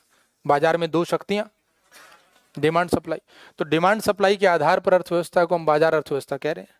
और ये कमेंट करवाया है क्या इससे समावेशी विकास हो सकता है। तो मैंने अभी आपसे थोड़ी देर पहले जब आंसर राइटिंग का फॉर्मेट बता रहा था, बेसिक एक फॉर्मेट, तो मैंने आपसे कहा था कैसे लिखना है। ध्यान देते, वापस उसी लाइन पे आए। तो हमें इसका पार्ट 1 लिखना है। पार्ट 1 एक तो है कि समावेशी विकास की परिभाषा लिख सकते हो। क्वेश्चन का मेन हीरो कौन मिला, तो एक तरीका तो है समावेशी विकास की आप परिभाषा दे सकते हो, एक तरीका, और साथ में डेटा देंगे। अब डेटा किसका दोगे, असमानता का। तो उससे क्या पता चलेगा, क्या ये लाइन लिंक हो रही है। मैं पढ़ के सुनाता हूँ। समावेशी विकास की सबको परिभाषा पता ही है। समावेशी विकास की परिभाषा कि वह प्रक्रिया या वह व्यवस्था, वह प्रणाली जिसके माध्यम से समाज के अंतिम वर्ग तक आर्थिक विकास प्रक्रिया का लाभ पहुंचाया जाए उसे, ऐसी कुछ परिभाषा। आप शब्दों को थोड़ा बहुत चेंज कर सकते हो। अब इस परिभाषा के खत्म होती आप लिखोगे भारत में असमानता इतने प्रतिशत है, इतने लोग, इतनी असमानता है। क्या ये कनेक्ट हुआ। ऐसे लग रहा है कि आपने पहले 1 चम्मच चीनी खा लिया, फिर 1 चम्मच मिर्ची खा ली। कनेक्ट बस इतना है, दोनों एक दूसरे के विपरीत, कोई आपस में कनेक्शन। लेकिन एग्जाम जब स्टूडेंट लिख रहा होता है ना, जब मेंस दे रहा होता है, उसको लगता है ठीक तो लिखा मैंने, समावेशी विकास के साथ डेटा, यानी एक लक्ष्य लिखा और एक समस्या लिख दी, दोनों आपस में कनेक्ट। लेकिन अब आप कहोगे सर क्वेश्चन का हीरो तो यही है, तो डेटा तो इसी का ही लिखना है। तो भाषा थोड़ी सी चेंज करनी है। भाषा कैसे चेंज करनी है, तो मैं उससे पहले आपको एक रिपोर्ट दिखा देता हूं ताकि आप समझ पाए भाषा कैसे चेंज करेंगे आप लोग। एक रिपोर्ट आती है word inequality report, word inequality report, Hindi में वैश्विक असमानता रिपोर्ट, हमने क्लास में भी इसको डिस्कस किया हुआ वैश्विक असमानता रिपोर्ट को। और इस रिपोर्ट में वैश्विक असमानता रिपोर्ट जो कि कौन जारी करता है, प्रकाशित कौन करता है, वर्ल्ड इनइक्वालिटी लैब, ये इस रिपोर्ट को प्रकाशित करता है। वर्ल्ड इनइक्वालिटी रिपोर्ट और वर्ल्ड इनइक्वालिटी लैब ये प्रकाशित करती। मैं चाहता तो डायरेक्ट आपको बता सकता था इसका डेटा लिखना है, लेकिन मैंने फिर से कहा ना कि अगर आप इस सोर्स को एक बार देख लोगे, आज इस सोर्स को मुझसे सुनोगे तो घर जाके इसको डाउनलोड या प्रिंट आउट लेके पढ़ोगे, तो नेक्स्ट ईयर इसमें से डेटा कैसे मिलेगा उसकी हैबिट आपको हो जाएगी। नहीं तो मैं डायरेक्ट आंसर बता सकता था कि इतने % डेटा है, उस आंसर को यूज करने का कोई फायदा नहीं, क्योंकि ये पेपर जो है आपके लिए रिपीट होगा क्या, तो आपको तो नेक्स्ट ईयर के लिए तैयार करना है। आगे देखें, अब वर्ल्ड इनइक्वालिटी रिपोर्ट क्या कहती है, तो उसमें कुछ डेटा, ये समरी है मेरे पास, कार्यकारी सारांश है इसका, पूरी रिपोर्ट बहुत डिटेल से दी हुई है। वैसे इस रिपोर्ट का आप समरी को पढ़ सकते हो, समरी छोटी है, फिलहाल देखें 14 पेज की समरी है। आज हम लोग डिजिटल बोर्ड की सहायता से पेपर डिस्कस कर रहे हैं, तो मैंने रिपोर्ट दिखा दी। अगर हम कोविड से पहले व्हाइट बोर्ड पर ये डिस्कस कर रहे होते तो मैं आपसे कहता कि इस रिपोर्ट में से आंकड़े ऐसे ऐसे निकाल लेते। मेरी बात समझे? तो तकनीक का प्रयोग मैं कर रहा हूं आज, जो आपको भी करना है। आप लोग इस चीज को छोड़ देते हैं। अब देखें इसमें डेटा कहाँ मिलता है, ये देखें, ये डेटा क्या दिखाता है, आय का डेटा है और एक संपत्ति का, और ऊपर लिखा हुआ है आय और संपत्ति संबंधी वैश्विक असमानता। ये दिखाना चाह रहा है, ये जो रेड लाइन है ये ऊपर के 10% लोग, समाज में जो टॉप 10% लोग हैं, टॉप 10% जो लोग हैं उनके पास कुल संपत्ति का, वैश्विक कुल संपत्ति का 76% हिस्सा है। और समाज के जो नीचे के 50% लोग हैं, जिसको ब्लू कलर से इंडिकेट किया इसने, नीचे के जो समाज के 50% लोग हैं उनके पास संपत्ति का मात्र, तो ये क्या दिखाता है, टॉप 10% लोगों के पास मैक्सिमम संपत्ति है 3/4, हाँ, और मात्र 2% संपत्ति है समाज के निचले 50% लोगों के पास। तो इससे पता चल रहा है असमानता, ये असमानता का डेटा मिल गया। अब ऐसा ही डेटा चाहे यहां पर आय का भी यूज कर सकते हैं, आय के संदर्भ में भी देखें, रेड कलर से जो इंडिकेट किया वो क्या, ऊपर के 10%, तो ऊपर के 10% लोगों के पास 52% इनकम का, टोटल इनकम का 52% उनके पास है, और नीचे के जो 50% लोग हैं उसके पास इनकम का 8.5%, मतलब इनकम का मैक्सिमम हिस्सा तो टॉप 10% लोगों के पास चला जाता है। इसी में अब पूरी रिपोर्ट का अगर आप देखोगे बहुत इंटरेस्टिंग रिपोर्ट होती है ये, इसमें बहुत सारे ऐसे डेटा दिए हुए हैं, फिर इसमें गरीबी के ये महाद्वीप के हिसाब से डेटा दिया हुआ है। ऐसे इसी में देखेंगे अब तो भारत का भी डेटा इसमें मिल जाता है कि भारत में भी असमानता कितनी है, भारत के संदर्भ में यहाँ पे पॉइंट लिखा होता है, ग्राफ बता रहा है ये कुछ। तो आप लोगों को क्या करना है, अब ये फिक्स एक सोर्स बन गया, चेक करके बताओ पहले, समावेशी विकास हमारे सिलेबस में है ना, और चूंकि समावेशी विकास सिलेबस में, तो हर साल इसका क्वेश्चन आने के चांस तो हैं, कभी भी आ सकता है। पिछले कुछ वर्षों से देख रहे हैं हम कि समावेशी विकास का क्वेश्चन रिपीट हो रहा है, किसी ना किसी तरीके से वो रिपीट कर रहा है। थोड़ी देर पहले मैं आपको सोर्स बता रहा था, वापिस आते हैं, देखें मैंने सोर्स बताया था, मैंने कहा था कुछ रिपोर्ट आती रहती है, उसमें से एक रिपोर्ट थी, तो क्या करना है आपको, हर साल समावेशी विकास का टॉपिक हेडिंग डाला और उस टॉपिक के सामने उसकी रिपोर्ट लिख कर रख ली। जैसे यहाँ पे मैं अभी आपको बता रहा था, ये टॉपिक था इंफ्रास्ट्रक्चर, उसके सोर्स लिखे, डेटा लिखा, नेक्स्ट ईयर अपडेट कर लिया। दूसरा टॉपिक मिल गया मुझे, कौन सा टॉपिक, समावेशी विकास। ये टॉपिक आज मिला नहीं है, टॉपिक तो पहले से ही था सिलेबस में, लेकिन क्वेश्चन आने के बाद थोड़ा सा लगता है कि नहीं टॉपिक है, उससे पहले लगता ठीक है पढ़ लेंगे, है? तो समावेशी विकास एक टॉपिक था, इसके डेटा कहाँ से ले सकते हैं, तो 2-3 रिपोर्ट हैं, जिसमें से एक नाम था वैश्विक असमानता रिपोर्ट, उसके अलावा एक संस्था है ऑक्सफैम इंटरनेशनल, ऑक्सफैम इंटरनेशनल, उसकी भी एक रिपोर्ट आती है, उस रिपोर्ट को भी आप यूज कर सकते हो। ये देखें, ये एक रिपोर्ट है, इनइक्वालिटी किल्स, इस हेडिंग के नाम से, इस टाइटल्स के नाम से रिपोर्ट आई थी, इंडिया सप्लीमेंट, और इस रिपोर्ट को प्रकाशित कर रहा है कौन, ऑक्सफैम इंटरनेशनल। तो इसने रिपोर्ट दी थी, और इस रिपोर्ट में इसकी समरी है, समरी को आप लोग केवल हर साल पढ़ सकते हो, समरी मात्र 2-3 पेज की समरी होती है, और समरी में से आप देख सकते हो कि क्या लिखा हुआ है। जैसे इसमें लिखा हुआ है इंडिया के बारे में, the number of Indian billionaires grew from 102 in 2022 to 142 in 2021, मतलब जो बिलियनायर लोग हैं 2020 में कितने थे, अब हो गए तो यानी ये बता रहा है कि उनकी संख्या बढ़ रही। फिर इसने नीचे आगे लिख रखा है, the worst year yet for India during the pandemic, this was also the year when the share of bottom 50%, नीचे के 50% लोग of the population in national wealth was mayor 6%। मतलब निचले 50% लोगों के पास 6% संपत्ति है। ये रिपोर्ट है ऑक्सफैम इंटरनेशनल की। दो ऐसी रिपोर्ट हैं जिनको आप यूज कर सकते हो परमानेंट, हर साल इसके डेटा अपडेट करते रहो। अपडेट कब तक करोगे? हाँ, पंचवर्षीय योजना नहीं बनानी है ना। यानी आपको जो मैं सोर्स बताना चाह रहा हूँ ना वो क्लियर हो जाता है। तो आप जब समावेशी विकास लिख रहे हो उसके पहले से आपने सोर्स पहले क्लियर हो कि आपको वर्ल्ड इनइक्वालिटी लैब की रिपोर्ट आई या ऑक्सफैम इंटरनेशनल की रिपोर्ट आई, इसमें से डेटा मिल जाता है। यहाँ 2-3 आंकड़े लिख करके पहले से रख लिए, नेक्स्ट ईयर उसको चेंज कर दिया, कर सकते हैं ना। और ये हमें दिख ही रहा है पिछले 5-6 साल से कि समावेशी विकास का क्वेश्चन किसी ना किसी तरह पूछ रहा है, तो हम ये मान के चलते हैं यूपीएससी क्वेश्चन पूछेगा, और पूछेगा तो आंकड़ा यूज हो जाएगा। अब जो हम क्वेश्चन डिस्कस कर रहे थे वापिस उसी क्वेश्चन पे आते हैं। देखें, ये क्वेश्चन कह रहा था कि बाजार अर्थव्यवस्था के अंतर्गत समावेशी विकास संभव है, ये आपको बताना। तो मैंने आपसे कहा कि क्वेश्चन शुरुआत कैसे करी जाए। तो आप में से कुछ लोग सोच रहे होंगे क्वेश्चन कैसे शुरुआत करें, समावेशी विकास की भाषा परिभाषा लिख दी, तो उसके बाद जो डेटा लिखेंगे वो कनेक्ट होता है? बोलो नहीं। तो क्या कर सकते हैं, अब तरीका उल्टा सुने। ये भी मैंने अभी आपको थोड़ी देर पहले बताया था। तरीका कैसे हो सकता है, पार्ट 1 में सुने। पार्ट 1 में आ सकता है तरीका, वर्ल्ड वैश्विक असमानता रिपोर्ट के अनुसार इतने इतने प्रतिशत भारत में असमानता है, मिल सकता है। वैश्विक असमानता रिपोर्ट के अनुसार भारत में टॉप 5% के पास है, टॉप 10% के पास इतनी संपत्ति है, और बॉटम 50% के पास इतनी संपत्ति है, जो ये दिखाता है कि भारत में असमानता अधिक है। इस दृष्टिकोण से सभी नागरिकों तक आर्थिक विकास प्रक्रिया का लाभ पहुंचाना आवश्यक है। मैंने डायरेक्ट परिभाषा भी लिखी, डेटा भी लिखा और कनेक्ट भी किया। और दूसरा तरीका क्या बन सकता था, समावेशी विकास की पहले परिभाषा और फिर उसका डेटा, तो वो आपस में कनेक्ट। तो ये ना आपको हैबिट डालनी पड़ेगी, ये प्रैक्टिस से आएगा। आप एक ही चीज को रट लोगे, पहले परिभाषा लिखते हैं फिर उसका आंकड़ा लिख देते हैं, दोनों में कनेक्शन नहीं होता है कई बार। इसीलिए ज्यादा से ज्यादा जब आप आंसर राइटिंग पे अभ्यास करते हो तब लगता नहीं, हाँ अब समझ में आ रहा है कि कभी कभी उल्टा भी हो सकता है। तो कभी कभी मेंस के आंसर को स्टार्ट करने के लिए किसी रिपोर्ट का सहारा ले लेना चाहिए, और ऐसी रिपोर्ट जो वर्ड में एक्सेप्टेबल हो। तो इस रिपोर्ट में आप लिख सकते हो, वर्ड ऑक्सफैम इंटरनेशनल की रिपोर्ट का आंकड़े यूज कर सकते हो, वर्ड इनइक्वालिटी लैब के आंकड़े यूज कर सकते हो, उसके अलावा इंक्लूसिव डेवलपमेंट इंडेक्स आता है उसके आंकड़े यूज कर सकते हो।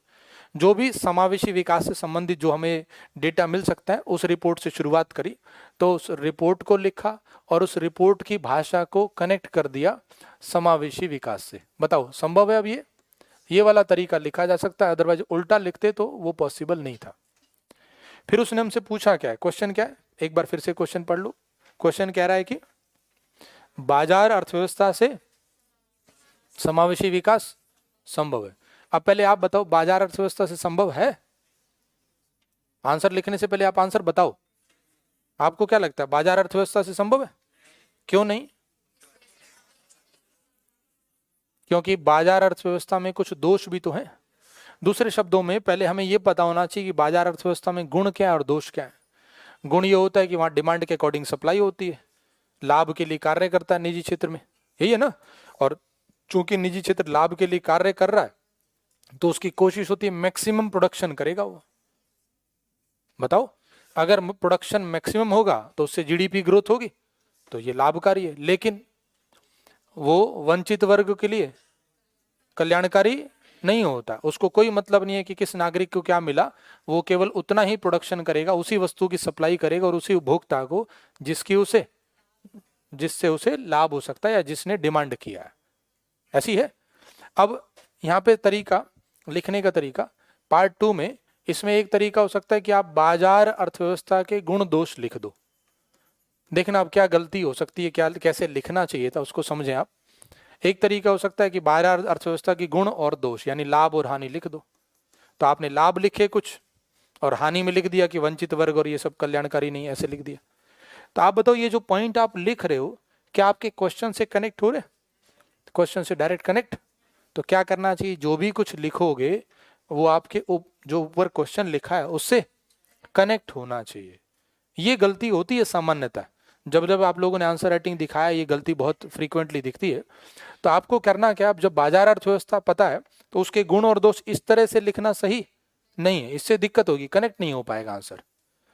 देखो मैं आपको आंसर ये तो बता ही सकता हूं आज कि कैसे लिखना था, लेकिन फिर वही कह रहा हूं कि आपके लिए पेपर रिपीट, तो मुझे ये बताना भी है साथ में आपको क्या नहीं लिखना चाहिए, ताकि आप अगले साल आप ना लिख पाओ, आप वो गलती ना करो। अदरवाइज तो पेपर डिस्कस करने में केवल आंसर बता दूंगा तो वो तो इजी है, आप लोग सुन लोगे, आंसर बता दिया, वो उससे कोई फर्क नहीं पड़ेगा।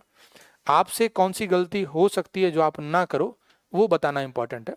तो इसको इस तरीके से गुण और दोष में लिखना ठीक नहीं था, तो कैसे लिखा जाए, जो इसके गुण है वो भाषा में लिख दिया जाए। जैसे मैं बोल के सुना रहा हूं, बाजार अर्थव्यवस्था बाजार शक्तियों द्वारा संचालित होती है, परिणाम स्वरूप इसमें अधिकतम उत्पादन का प्रयास किया जाता है जो कि आर्थिक समृद्धि के लिए आवश्यक है। बोलो, परंतु समावेशी विकास का लक्ष्य है इस अर्थव्यवस्था द्वारा पूर्णतः प्राप्त नहीं किया जा सकता जिसके निम्नलिखित कारण। अब जो कारण लिखने हैं वो किस तरीके से आएंगे, पॉइंट्स में। बताओ आंसर आप, जो मैंने अभी 2 लाइन 3 लाइन बोली, क्या वो आंसर का मेन हिस्सा था, या जो अब मैं कारण लिखने वाला हूं ये मेन हिस्सा? कारण मेन है तो मैं मेन हिस्से को पॉइंट्स में लिखूंगा, वो तरीका बदलना ही नहीं है, फॉर्मेट वही है। लेकिन बाजार अर्थव्यवस्था केवल खराब नहीं होती है पूरी तरह से, उसके कुछ लाभ भी तो हैं, तो मैंने 2 लाइन भाषा बनाते हुए उसके लाभ दिखा दिए। अगर मैं उसके भी पॉइंट बताऊं, इसके भी पॉइंट बताऊंगा तो आंसर लेंदी हो जाएगा, और यूपीएससी कह रहा है कितने शब्दों में, तो मुझे 150 शब्दों में खत्म भी करना है और इसके साथ साथ इसको कनेक्ट भी करना है। Meaning clear? तो बाजार अर्थव्यवस्था बाजार शक्तियों द्वारा संचालित होती है जहां अधिकतम उत्पादन का प्रयास किया जाता है जो कि आर्थिक समृद्धि के लिए आवश्यक है, परंतु समावेशी विकास का लक्ष्य प्राप्त पूरी तरह से इसके द्वारा नहीं हो सकता जिसके निम्नलिखित कारण। अब कारण बताने, अब कारण में क्या बताने, उसके दोष बता देने, जो उसके दोष थे, किसके, बाजार अर्थव्यवस्था के दोष। तो क्या क्या दोष हैं, जैसे बाजार अर्थव्यवस्था के दोष क्या है, बोलो? केवल और केवल लाभ के लिए केंद्रित होती है, और वंचित वर्ग का कल्याण नहीं होता, या आप ऐसे कह सकते हो वंचित वर्ग का शोषण होने की संभावना है, ऐसा संभव है। और केवल डिमांड सप्लाई पर काम कर रही थी, हाँ, तो वो तो लाभ था डिमांड सप्लाई पे काम करने से, लेकिन उसका नेगेटिव पॉइंट मैंने बना लिया वंचित वर्ग वाला। और कोई पॉइंट? अच्छा ये बताओ, जब कोई व्यक्ति निजी क्षेत्र जब काम करेगा वो डिमांड के अकॉर्डिंग सप्लाई करेगा, क्या उसको ये देखना है कि मैंने किसी व्यक्ति को रोजगार दिया या नहीं दिया, या ये देखेगा मुझे लाभ हुआ? तो क्या मैं ऐसे कह सकता हूं इसमें संभावना है कि श्रम गहन उद्योगों की उपेक्षा हो सकती है? सही है, उसकी पूरा फोकस किस पर होगा, लाभ पर, लाभ के लिए प्रयोग करेगा टेक्नोलॉजी का, मशीनों का। सही है, तो यहां पर जो आप पॉइंट बोल रहे थे कि वंचित वर्ग का शोषण संभव है, एक पॉइंट आपने ये वाला बोला, ये ठीक है पॉइंट, इसीलिए समावेशी विकास नहीं हो सकता। दूसरा, वो श्रम गहन उद्योगों की उपेक्षा करेगा कि उसका पूरा फोकस लाभ पर है, और श्रम गहन उद्योगों की उपेक्षा होने की वजह से, श्रम गहन उद्योग अगर इसकी उपेक्षा होगी तो भी समावेशी विकास नहीं हो रहा। तो आपको वो पॉइंट लिखने हैं जो ये इंडिकेट करें कि समावेशी विकास नहीं हो पा रहा है। समझ पा रहे? इसका पूरा फोकस चूंकि लाभ पर हो रहा। जैसे और एक पॉइंट मैं बोल देता हूं, विकास प्रक्रिया का शहरीकरण होगा इससे, चेक करो, जो भारत में उदारीकरण के बाद भी हुआ, विकास प्रक्रिया का शहरीकरण। और क्यों हो रहा है शहरीकरण? क्योंकि जब निजी क्षेत्र उत्पादन कार्य करता है तो वो ग्रामीण शहर कहाँ किया ये नहीं देखता, वो ये देखता है कहाँ उसको, क्योंकि शहरों में बेसिक इंफ्रास्ट्रक्चर अवेलेबल होता है, शहरों में बेसिक इंफ्रास्ट्रक्चर अवेलेबल है, तो अगर बेसिक इंफ्रास्ट्रक्चर अवेलेबल है तो वो कोशिश करेगा उत्पादन शहरों में करें, वहां से सप्लाई कर देंगे गांव तक, उसका तरीका मार्केटिंग होती है। तो विकास प्रक्रिया का अगर शहरीकरण होगा तो आंसर बताओ, ग्रामीण क्षेत्र तक रोजगार सृजन, और नहीं हुआ तो फिर समावेशी विकास का लक्ष्य पूरा। तो आपको ये सिद्ध करना है इसमें पॉइंट्स लिख करके कि इसके माध्यम से समावेशी विकास नहीं हो रहा। अपना स्टैंड लेना है, इसमें घबराना नहीं है, कुछ चीजों पर स्टैंड ले लेना है कि बाजार अर्थव्यवस्था से समावेशी विकास पूरी तरह से संभव। यूपीएससी इस पर एक बार निबंध भी पूछ चुका और पहले भी इस पर क्वेश्चन आ चुका, पूंजीवाद को लिंक करके पूछा हुआ। तो इसमें आप 4-5 पॉइंट ऐसे लिख सकते हो। अब यूपीएससी ने पूछा इस क्वेश्चन का दूसरा हिस्सा क्या था, आर्थिक विकास की प्राप्ति के लिए वित्तीय समावेशन के महत्व का उल्लेख करना। अब आपको बताना है आर्थिक विकास के लिए वित्तीय समावेशन कैसे प्रभावी हो सकता है।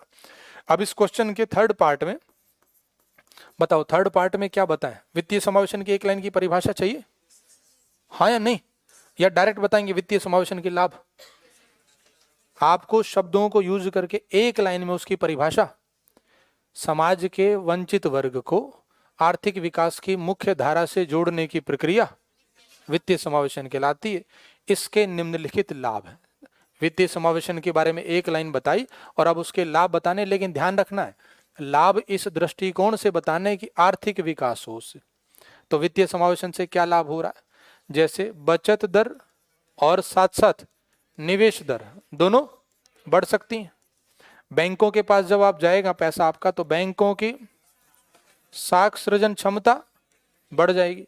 अब यहां पर क्या गलती होती है, हैबिट है आपकी कि आप लिखोगे साख सृजन क्षमता में वृद्धि होगी, लेकिन चूंकि बार बार ध्यान रखना है शब्द सीमा 150 वर्ड है, बोलो, तो यहाँ पे क्या लिख देना, दोनों को साथ में, साख सृजन क्षमता में वृद्धि से ब्याज दरों में कमी आएगी।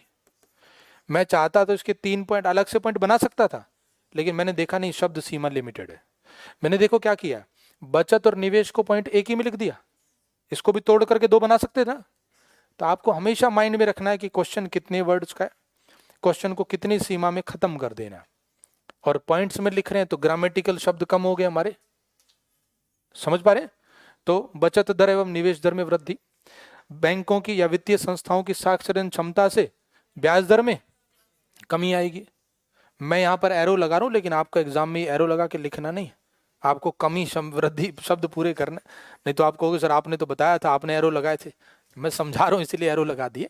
हाँ आंसर। और बताओ वित्तीय समावेशन का कोई और लाभ, हमारा टारगेट क्या चल रहा है ऊपर क्वेश्चन का टारगेट तो मैंने आप लोगों को बताया भी हुआ है, और मुझे लग रहा है कि उम्मीद है याद भी आ जाएगा आपको। वित्तीय समावेशन का एक ऐसा लाभ है जो सब तक पहुंचना चाहिए। आवंटन, किस चीज का आवंटन, संसाधनों, कैसे होता है वो, डीबीटी, बहुत बढ़िया। तो वित्तीय समावेशन के माध्यम से, ये जो ऊपर लिखा आपने वित्तीय समावेशन के निम्नलिखित लाभ है, तो आप इसमें लिख सकते हो डीबीटी के माध्यम से कल्याणकारी योजनाओं का लाभ वास्तविक लाभार्थी तक पहुंचाया जाए, वितरण प्रणाली सही हो जाएगी। ये वाला पॉइंट लिखना इसमें बहुत जरूरी है, और वो इसलिए जरूरी है क्योंकि ऊपर क्वेश्चन का टारगेट क्या चल रहा था, समावेशी विकास। अब आप बताओ जरा इसको चेक करके, ये लाइन कनेक्ट करते हैं। देखें वित्तीय समावेशन से हमने डीबीटी के लिए एक और शब्द बीच में यूज हो रहा है, जेएम, जनधन आधार, तो उतना खींचने की जरूरत नहीं है। डीबीटी के माध्यम से कल्याणकारी योजनाओं का लाभ वास्तविक लाभार्थी तक, अगर वास्तविक लाभार्थी तक पहुंचाना है, अगर सब तक पहुंच जाए तो टारगेट पूरा हो जाएगा। क्या टारगेट है, हमेशा ना हर पॉइंट को कोशिश करनी है, वो अभ्यास से होगा, मैं बार बार कह रहा हूं आपको हर पॉइंट पे यही कोशिश करनी कि मेरा जो ऊपर का क्वेश्चन का हीरो, जिसको हमने ढूंढा कि ये क्वेश्चन का हीरो है, हर पॉइंट उससे कनेक्ट होना चाहिए। और आंसर राइटिंग में ये अभ्यास ना होने की वजह से इसी में गलती होती है। मेरा मानना है कि वित्तीय समावेशन से क्या लाभ है, शायद ही कोई स्टूडेंट होगा जिसको ना पता हो, सबको पता होता है, बहुत सरल सा टॉपिक है, बैंकिंग में पढ़ लेते हैं हम लोग, जिसने सेल्फ स्टडी करी होती है उसको ही पता है, इसमें कोई बहुत बड़ी बात नहीं है। आज के समय में इतना पॉपुलर वर्ड है, जनधन योजना चल ही रही थी, लेकिन उसको पता होना और उसको उस क्वेश्चन में अरेंज करना ये इंपॉर्टेंट है। तो क्वेश्चन में अरेंज करने के लिए आप बार बार ये दिमाग में रखो कि क्वेश्चन का मेन वर्ड कौन सा चल रहा है, उसी क्वेश्चन के पॉइंट से लिखना है। आप लोग आंसर राइटिंग करते ही हो, एहसास हो रहा होगा कि क्या गलती होने की संभावना रहती है या हमारे क्वेश्चन में क्या गलतियां रहती हैं। धीरे धीरे आप खुद आंसर राइटिंग अपनी समझने लग जाओगे कि इसको ऐसे इंप्रूव करना था। तो इस क्वेश्चन में ये वित्तीय समावेशन के लाभ लिख देने। अब पार्ट 4 में चूंकि निष्कर्ष लिखना है, लेकिन आप चेक करें क्या हमारे पास शब्द सीमा कितनी बच रही है। हमने 2 लाइन यहाँ यूज कर ली, 4-1 पॉइंट यहाँ लिख दिए हमने, लगभग 4-5 पॉइंट, और इसी तरह से 4-5 पॉइंट यहाँ लिखे। शब्द सीमा है कि नहीं, 150 शब्दों के हिसाब से 1-2 लाइन लिख सकते हैं कि नहीं, लिख सकते हैं। आप इसको लिख करके चेक करना। 250 शब्दों के हिसाब से तो बहुत ज़्यादा और चाहिए होगा, तो 150 शब्दों के हिसाब से आपको 1-2 लाइन लिखने की संभावना है। अब क्या लिखें? समावेशी विकास का निष्कर्ष आपको लिखना। एक शब्द है देखिए ध्यान से, समावेशी विकास टॉपिक में एक शब्द आता है जिसे हम बोलते हैं trickle down theory. Economic survey कहता है कि ट्रिकल डाउन थ्योरी के माध्यम से समावेशी विकास संभव है। और ट्रिकल डाउन थ्योरी क्या है? बाजार अर्थव्यवस्था यानी जो पूंजीवादी व्यक्ति, पूंजीपति है, निजी क्षेत्र है, वो जो उत्पादन करेगा उस उत्पादन प्रक्रिया का लाभ धीरे धीरे स्वतः ही पहुंच जाएगा समाज के अंतिम व्यक्ति तक। इस थ्योरी को बोल रहे हैं कौन सी? Trickle down theory. तो चूंकि मैंने यही निष्कर्ष में क्यों डाला है, मैं और भी तो कुछ लिख सकता था। समावेशी विकास के बहुत उपाय हैं, बहुत उपाय है कि नहीं? मैंने इस निष्कर्ष में ये क्यों लिखा, जानबूझ के देखो क्यों लिखा। आप कारण समझने की कोशिश करना। ऊपर क्या चल रहा है? समावेशी विकास लिंक करवाया था उसने किससे? बाजार अर्थव्यवस्था से संभव है, तो हमने कहा नहीं संभव है। तो हम उसको ये बताना चाह रहे हैं बाजार अर्थव्यवस्था से संभव तो वैसे तो नहीं है, लेकिन यदि sir trickle down theory success हो जाए, ट्रिकल डाउन थ्योरी पूरी तरह से क्रियान्वित हो जाए और ये बाजार का लाभ सीधा सीधा उपभोक्ता तक पहुंचने लगे, तो समावेशी विकास तक पहुंचा जा सकता है। मैं समावेशी विकास के ढेरों निष्कर्ष के पॉइंट लिख सकता हूं।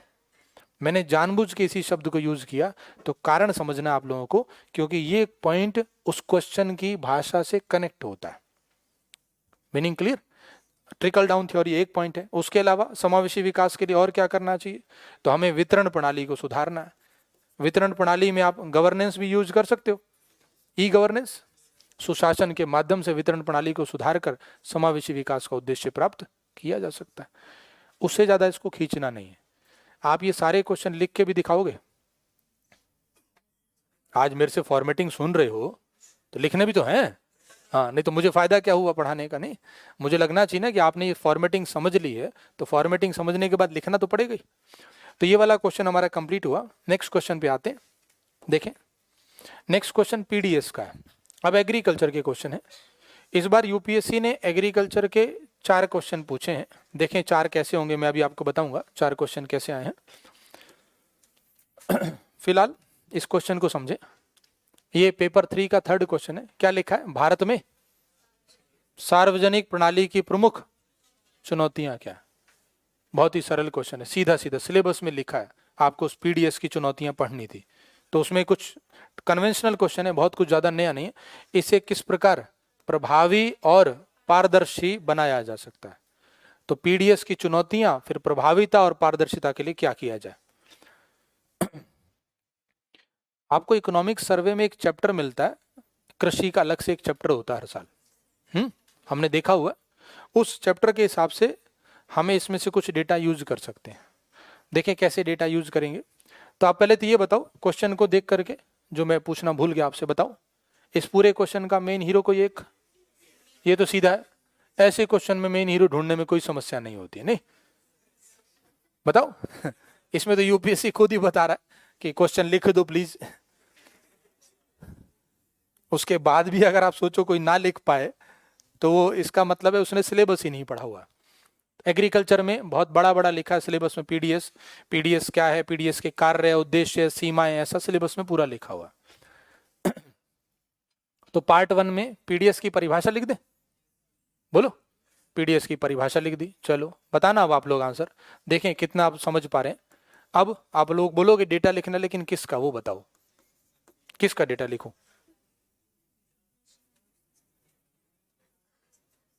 यही तो है, क्वेश्चन का हीरो आपको दिखा नहीं था। आपको लगा क्वेश्चन का हीरो मैंने पहचान लिया। क्वेश्चन का हीरो इतना आसानी से दिख जाए तो फिर तो मूवी खत्म हो जाएगी। नहीं, हीरो की एंट्री बाद में होती है। बहुत बढ़िया, जब आवश्यकता होती है? जाने दो। हाँ जी, बताएं इसमें क्या लिखे? पीडीएस का डेटा कितना लिखे? कितने राशन कार्ड जारी हो गए बताओ। इसमें डेटा किसका लिखना है मैं बताता हूं, हेल्प करते हैं हम आपकी। देखें, देखो इधर ध्यान दो। ये जो पीडीएस लिखा है ना सिलेबस में, उसी के साथ साथ पहले एक वर्ड और था, उसका नाम था कृषि सब्सिडी। क्या शब्द है? कृषि सब्सिडी। और कृषि सब्सिडी जब हम पढ़ते हैं तो पीडीएस के माध्यम से भारत सरकार फूड सब्सिडी जारी करती है, फूड सब्सिडी का वितरण करती है। अब आप पीडीएस जब लिख रहे हो, परिभाषा आपने बता दिया पीडीएस क्या होता है। परिभाषा क्या है पीडीएस की, कि वंचित वर्ग को या पिछड़े हुए वर्ग को सरकार द्वारा उचित कीमतों पर या कम कीमतों पर आवश्यक खाद्यान्न आदि का वितरण करना सार्वजनिक वितरण प्रणाली कहलाता है। वर्तमान में भारत सरकार ने बजट 2022-23 के अनुसार इतने करोड़ की, लगभग 3 लाख करोड़ रुपए की सब्सिडी वितरित की है। किसमें वितरित करी है? कौन सी सब्सिडी? Food subsidy. तो आपको जो फूड सब्सिडी का डेटा हो वो डेटा यहाँ पे लिख देना है। अब बताओ कनेक्ट हुआ? और यहाँ पे आप लिखोगे राशन कार्ड कितने जारी हुए। ईमानदारी से बताएं, क्या किसी व्यक्ति को राशन कार्ड कितने जारी हुए याद रहेगा? और याद रखना भी नहीं चाहिए। लेकिन सब्सिडी कितनी दी थी या सरकार सब्सिडी पर कितना खर्च कर रही है, इस डेटा को एक सामान्यतः स्टूडेंट ने देखा होगा मेंस की तैयारी में। क्यों? क्योंकि सब्सिडी एक प्रकार का राजस्व व्यय है। कैसा व्यय? राजस्व व्यय वो होता है जिससे ना तो लायबिलिटी कम होती है ना एसेट बढ़ती, और राजस्व व्यय से राजस्व घाटा फिर राजकोषीय घाटा। तो पक्का सब्सिडी का डेटा देखा होता है। आपको मैंने बजट का एनालिसिस कराया था, उस बजट के एनालिसिस में हमने ध्यान दिया था सब्सिडी पर कितना खर्च करे, इसको देख लेना चाहिए। तो फूड सब्सिडी का आंकड़ा यहाँ काम आता है। राशन कार्ड कितने जारी हुए ये नहीं। कुछ लोग तो अपना ही लिख देंगे कि मेरा तो रह गया नहीं तो राशन कार्ड की संख्या उससे बढ़ जाएगी। हाँ जी, तो सब्सिडी का डेटा इसमें लिखना था। और कौन सी सब्सिडी? Food subsidy. केवल खाद्य सब्सिडी के बारे में यहाँ पर नंबर लिखने थे। अब खाद्य सब्सिडी के आंकड़े कहाँ से मिलेंगे? बजट से। बजट से इसके आंकड़े मिल जाएंगे आपको। बजट जो लेटेस्ट बजट रहा होगा उसमें इसके आंकड़े मिल जाते हैं। नेक्स्ट क्वेश्चन क्या कह रहा है हमसे कि फूड पीडीएस की चुनौतियां बतानी। तो सीधा मुद्दे पे आते हैं, पार्ट 2, पीडीएस की चुनौतियां बतानी। पीडीएस में क्या क्या चुनौतियां बताओ, कोई एक आध चुनौती? लीकेज, बहुत बढ़िया। पीडीएस में लीकेज की समस्या है। और लीकेज मतलब जितना संसाधन सरकार आवंटित करती है उतना लाभार्थी तक पहुंचता नहीं, लीकेज की एक समस्या है। और कुछ पीडीएस में चुनौतियां बतानी है, क्वेश्चन ये कह रहा है, तो कम से कम 5 चुनौतियां तो लिखनी पड़ेंगी कम से कम। क्वेश्चन कितने शब्दों में? पहले चुनौती बताएंगे, फिर प्रभावी और पारदर्शिता के बारे में। तो लीकेज एक समस्या। हाँ बोलो। भंडारण। पीडीएस में सरकार को अनाज खरीद के भंडारण, पहले प्रोक्योरमेंट करना पड़ता है, उसके बाद इसका वितरण करना है, ऐसी है। तो इसकी चुनौतियों में भंडारण भी एक समस्या है कि भंडारण सुविधाओं का अभाव रहता है, उसकी वजह से अनाज खुले में पड़ा रहता है और सड़ जाता है, बर्बादी होती है। मैं आपको याद दिलाता हूं, ऊपर देखो मैंने चुनौती लिखी है इनडायरेक्टली, आपने ध्यान नहीं दिया। ये क्या है? अभी मैंने आपसे पूछा सब्सिडी कौन सा खर्च? तो अगर पीडीएस में लीकेज ज्यादा होगा तो सब्सिडी खर्च बढ़ेगा तो कौन सा व्यय? तो मैंने चुनौती एक इनडायरेक्टली बता दी थी आपको, और इसकी वजह से राजकोषीय घाटा बढ़ जाएगा। पीडीएस में राजकोषीय घाटा बढ़ रहा है। एक दो शब्द और होते हैं चुनौतियों के, याद आ जाएंगे आपको सुन करके। इंक्लूजन एरर और एक्सक्लूजन एरर। पीडीएस में इंक्लूजन एरर भी है और एक्सक्लूजन एरर भी है। इनका मीनिंग मैं आपको याद दिलाता हूं। इंक्लूजन एरर का मतलब है जिस व्यक्ति को इस सब्सिडी की आवश्यकता नहीं थी उसको इंक्लूड कर लिया गया। कैसे? फर्जी राशन कार्ड से। हाँ। और एक्सक्लूजन एरर, जो व्यक्ति इसका वास्तविक लाभार्थी था वो एक्सक्लूड हो गया, यानी वो व्यक्ति बाहर हो गया, वंचित रह गया, तो ये एक्सक्लूजन एरर है। आप बताओ दोनों ही गलत है? तो इनका ये जो चुनौतियां हैं, ऐसी और भी चुनौतियां आप लिख सकते हैं। जैसे पीडीएस में सामान्यतः जो वितरण होता है, गेहूं चावल का वितरण ज्यादा है, कुछ राज्यों में आजकल दाल भी वितरित हो रही है, तो इसकी वजह से पोषक तत्वों का अभाव। किसका अभाव है? पोषक तत्वों का अभाव। ये भी एक चुनौती है।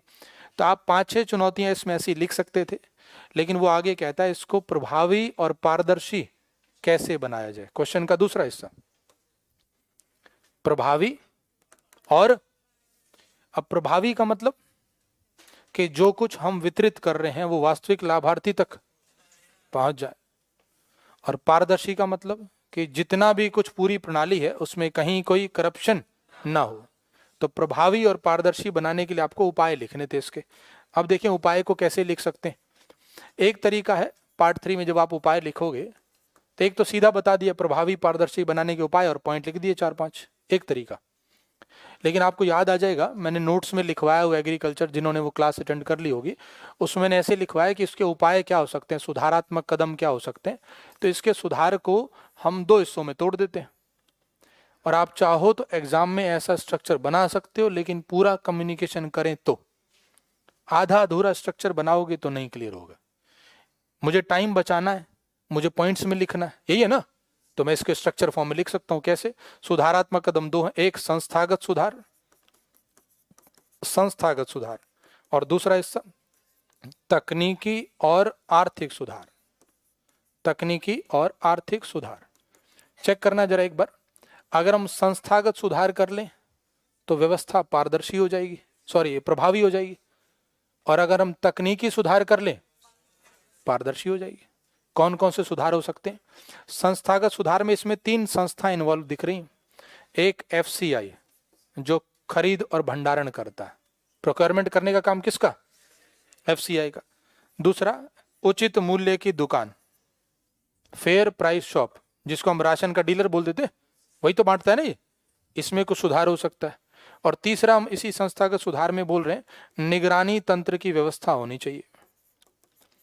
एक कमेटी बनी थी, जस्टिस DP वाधवा कमेटी, उस कमेटी ने ही बोला था कि निगरानी तंत्र की व्यवस्था होनी चाहिए। पुरानी होगी अब कमेटी, लेकिन उसी के आधार पर निगरानी तंत्र बन रहा है। इधर तकनीकी और आर्थिक सुधार में क्या करें?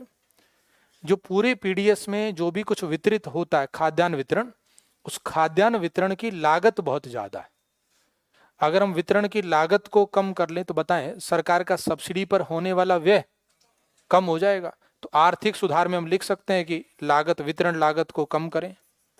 और तकनीकी सुधार में क्या आएगा कि प्रक्रिया में किस प्रकार से पूरे वितरण प्रक्रिया में कहां कहां तकनीक का प्रयोग संभव है। जैसे मैं एक याद दिलाता हूं आपको, एक टोल फ्री नंबर बनाया जा सकता है जिससे शिकायत हो सकती है। आपको याद हो तो छत्तीसगढ़ का PDS व्यवस्था है, ध्यान है, उस छत्तीसगढ़ PDS व्यवस्था जिसने करप्शन को लगभग 0 कर दिया, ऐसा उनका दावा है कि यहाँ लीकेज बिल्कुल नहीं हो रहा है। उसने हर स्टेप पर टेक्नोलॉजी का प्रयोग किया है, और जितना टेक्नोलॉजी का प्रयोग ज्यादा होगा उससे ऑटोमेटिकली PDS में समस्याएं कम होती जाएंगी। तो यहाँ पर टेक्नोलॉजी वाले पॉइंट सारे लिखने।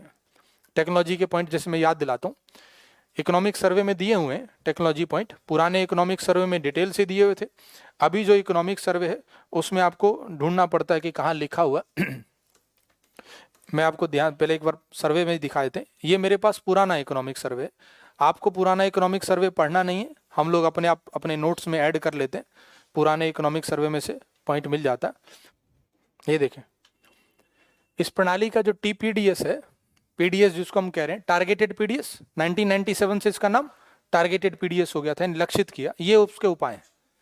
अब मैं आपसे फिर एक लाइन बोल रहा हूँ, यही ध्यान रखने वाली बात है, जो हम लोग कर रहे हैं, जो एज ए टीचर हम कर लेते हैं, अपने नोट्स को अपडेट कर लेते हैं, आपको भी अपने नोट्स अपडेट करने, अन्यथा आप कोचिंग पर हमेशा निर्भर रहोगे। उसका तरीका देखो, ये जो सर्वे है 2018-19 का है, और जो मैंने लेटेस्ट बैच अभी पढ़ाया उसमें ये सारे पॉइंट ऐड किए हुए हैं। उसके बाद से जितने बैच पढ़ाए सब में एडेड है पहले से ही। क्या पॉइंट है जरा पढ़ के देखते हैं। लिखा है, राशन कार्ड लाभार्थियों के डेटा का डिजिटलीकरण सभी राज्यों में हो गया। तो बताओ ये तकनीकी सुधार है। नेक्स्ट, दूसरा, खाद्यान्नों का ऑनलाइन आवंटन, ये भी एक प्रकार का तकनीक का प्रयोग है। ये सब सुधार नोट्स में एडेड है ऑलरेडी। आपूर्ति श्रृंखला प्रबंधन का कंप्यूटरीकरण हो गया। पारदर्शिता पोर्टल एक बना दिया गया, एक वेबसाइट बना दी गई है। राशन कार्डों की पोर्टेबिलिटी। नेक्स्ट, शिकायत निवारण तंत्र सुविधाएं। ये बॉक्स में दिखे हुए इकोनॉमिक सर्वे के उपाय। अगर अब जिस स्टूडेंट जो मान लो इससे पहले से तैयारी कर रहा और किसी कारण से वो एग्जाम नहीं दे पाया, या कोविड की वजह से बीच में उसका छूट गई तैयारी, उसने अगर ये बीच में अपडेट नहीं किया तो फिर से दोबारा कोचिंग पर उसको निर्भर होना पड़ता है। हर साल अपडेट आता है इकोनॉमिक सर्वे में, आपको अपडेट ढूंढना होता है। और जैसा मैं इस चैप्टर में दिखा रहा हूँ, ये चैप्टर जो है ये कृषि वाला चैप्टर है। हर साल कृषि में इसी नाम से इकोनॉमिक सर्वे में एक चैप्टर होता है, कृषि और खाद्य प्रबंधन।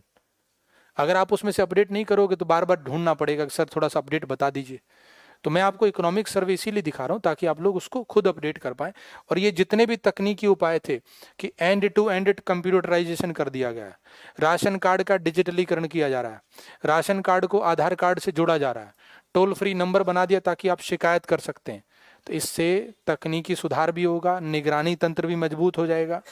राशन की दुकान का जो डीलर है, उचित मूल्य की दुकान, इसमें क्या सुधार है कि राशन की दुकान का जो डीलर होगा उसको लाइसेंस देने की पारदर्शी व्यवस्था होनी चाहिए। सामान्यतः अगर आपने ध्यान दिया हो तो ये राशन की दुकान के डीलर को लाइसेंस किसको मिल पाता है? जो थोड़ा समझ गए, पहचान वाले, नहीं वो शब्द नहीं बोलना है जो आप बोलना चाह रहे हो जो पहचान के लोग रहते हैं उन तक पहुंचा दिया जाता है, उन्हीं लोगों के पूरी व्यवस्था होती है। तो एक पूरी लॉबी काम कर रही होती है। इधर एफसीआई में एक कमेटी थी, शांता कुमार कमेटी, उस कमेटी की रिपोर्ट के हिसाब से एफसीआई में सुधार होने चाहिए। सारे सुधार को लिख दोगे तो जितना ये डिमांड कर रहा है हमारे पास उससे ज़्यादा पॉइंट हैं, आपको पॉइंट कम करने पड़ेंगे। लेकिन आपको पॉइंट कम भी करने पड़े तो भी सारे हिस्से में एक एक दो दो पॉइंट लिखोगे तो आंसर बन गया कि सुधार के लिए क्या करना चाहिए। यूपीएससी ने क्वेश्चन में क्या पूछा था, कैसे इसको। और अब यहाँ पे एक गलती मैं मान के चलता हूँ जो सब लोग कर सकते हैं। जैसे आपने ये सुधार लिख दिया संस्थागत और ये सुधार, इतना लिख के छोड़ के खत्म कर देते हैं इस क्वेश्चन को। ये खत्म नहीं हुआ क्वेश्चन, आपको इसको भाषा में एंड करना चाहिए, चार्ट पे एंड नहीं करना चाहिए, ऐसा मेरा मानना है। क्या लिखें, नीचे एक लाइन ही लिख दो चाहे, उपरोक्त सुधारों के द्वारा पीडीएस को पारदर्शी एवं प्रभावी, ताकि आपको पता चले ना, कम्युनिकेशन क्लियर हो कि आपने जो लिखा है इसका मतलब क्या है। मेरी बात समझे। कुछ लोग यहीं पे छोड़ देते हैं, सर चार्ट मैंने बना दिया जैसा आपने सिखाया था, हमने डायग्राम बनाए हैं आपने डायग्राम, लेकिन आप कम्युनिकेशन को अधूरा छोड़ देते हो। और जब अगर कम्युनिकेशन अधूरा है तो आप जो कहना चाह रहे हो तो वो इफेक्टिव नहीं होता।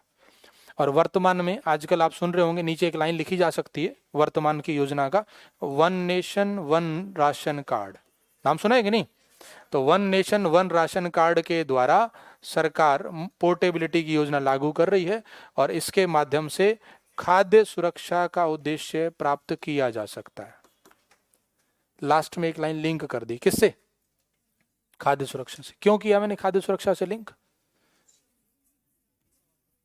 ऊपर क्वेश्चन में क्या चल रहा था, डेटा किसका दिया, आप बताओ, आंसर बताना आप। सरकारी खाद्य सब्सिडी वितरित क्यों करती, पीडीएस चलाया क्यों गया, पर्पज क्या है, अंतिम पर्पज खाद्य सुरक्षा और खाद्य सुरक्षा से समावेशी विकास, सही है। और सिलेबस में भी खाद्य सुरक्षा शब्द अलग से लिखा हुआ है।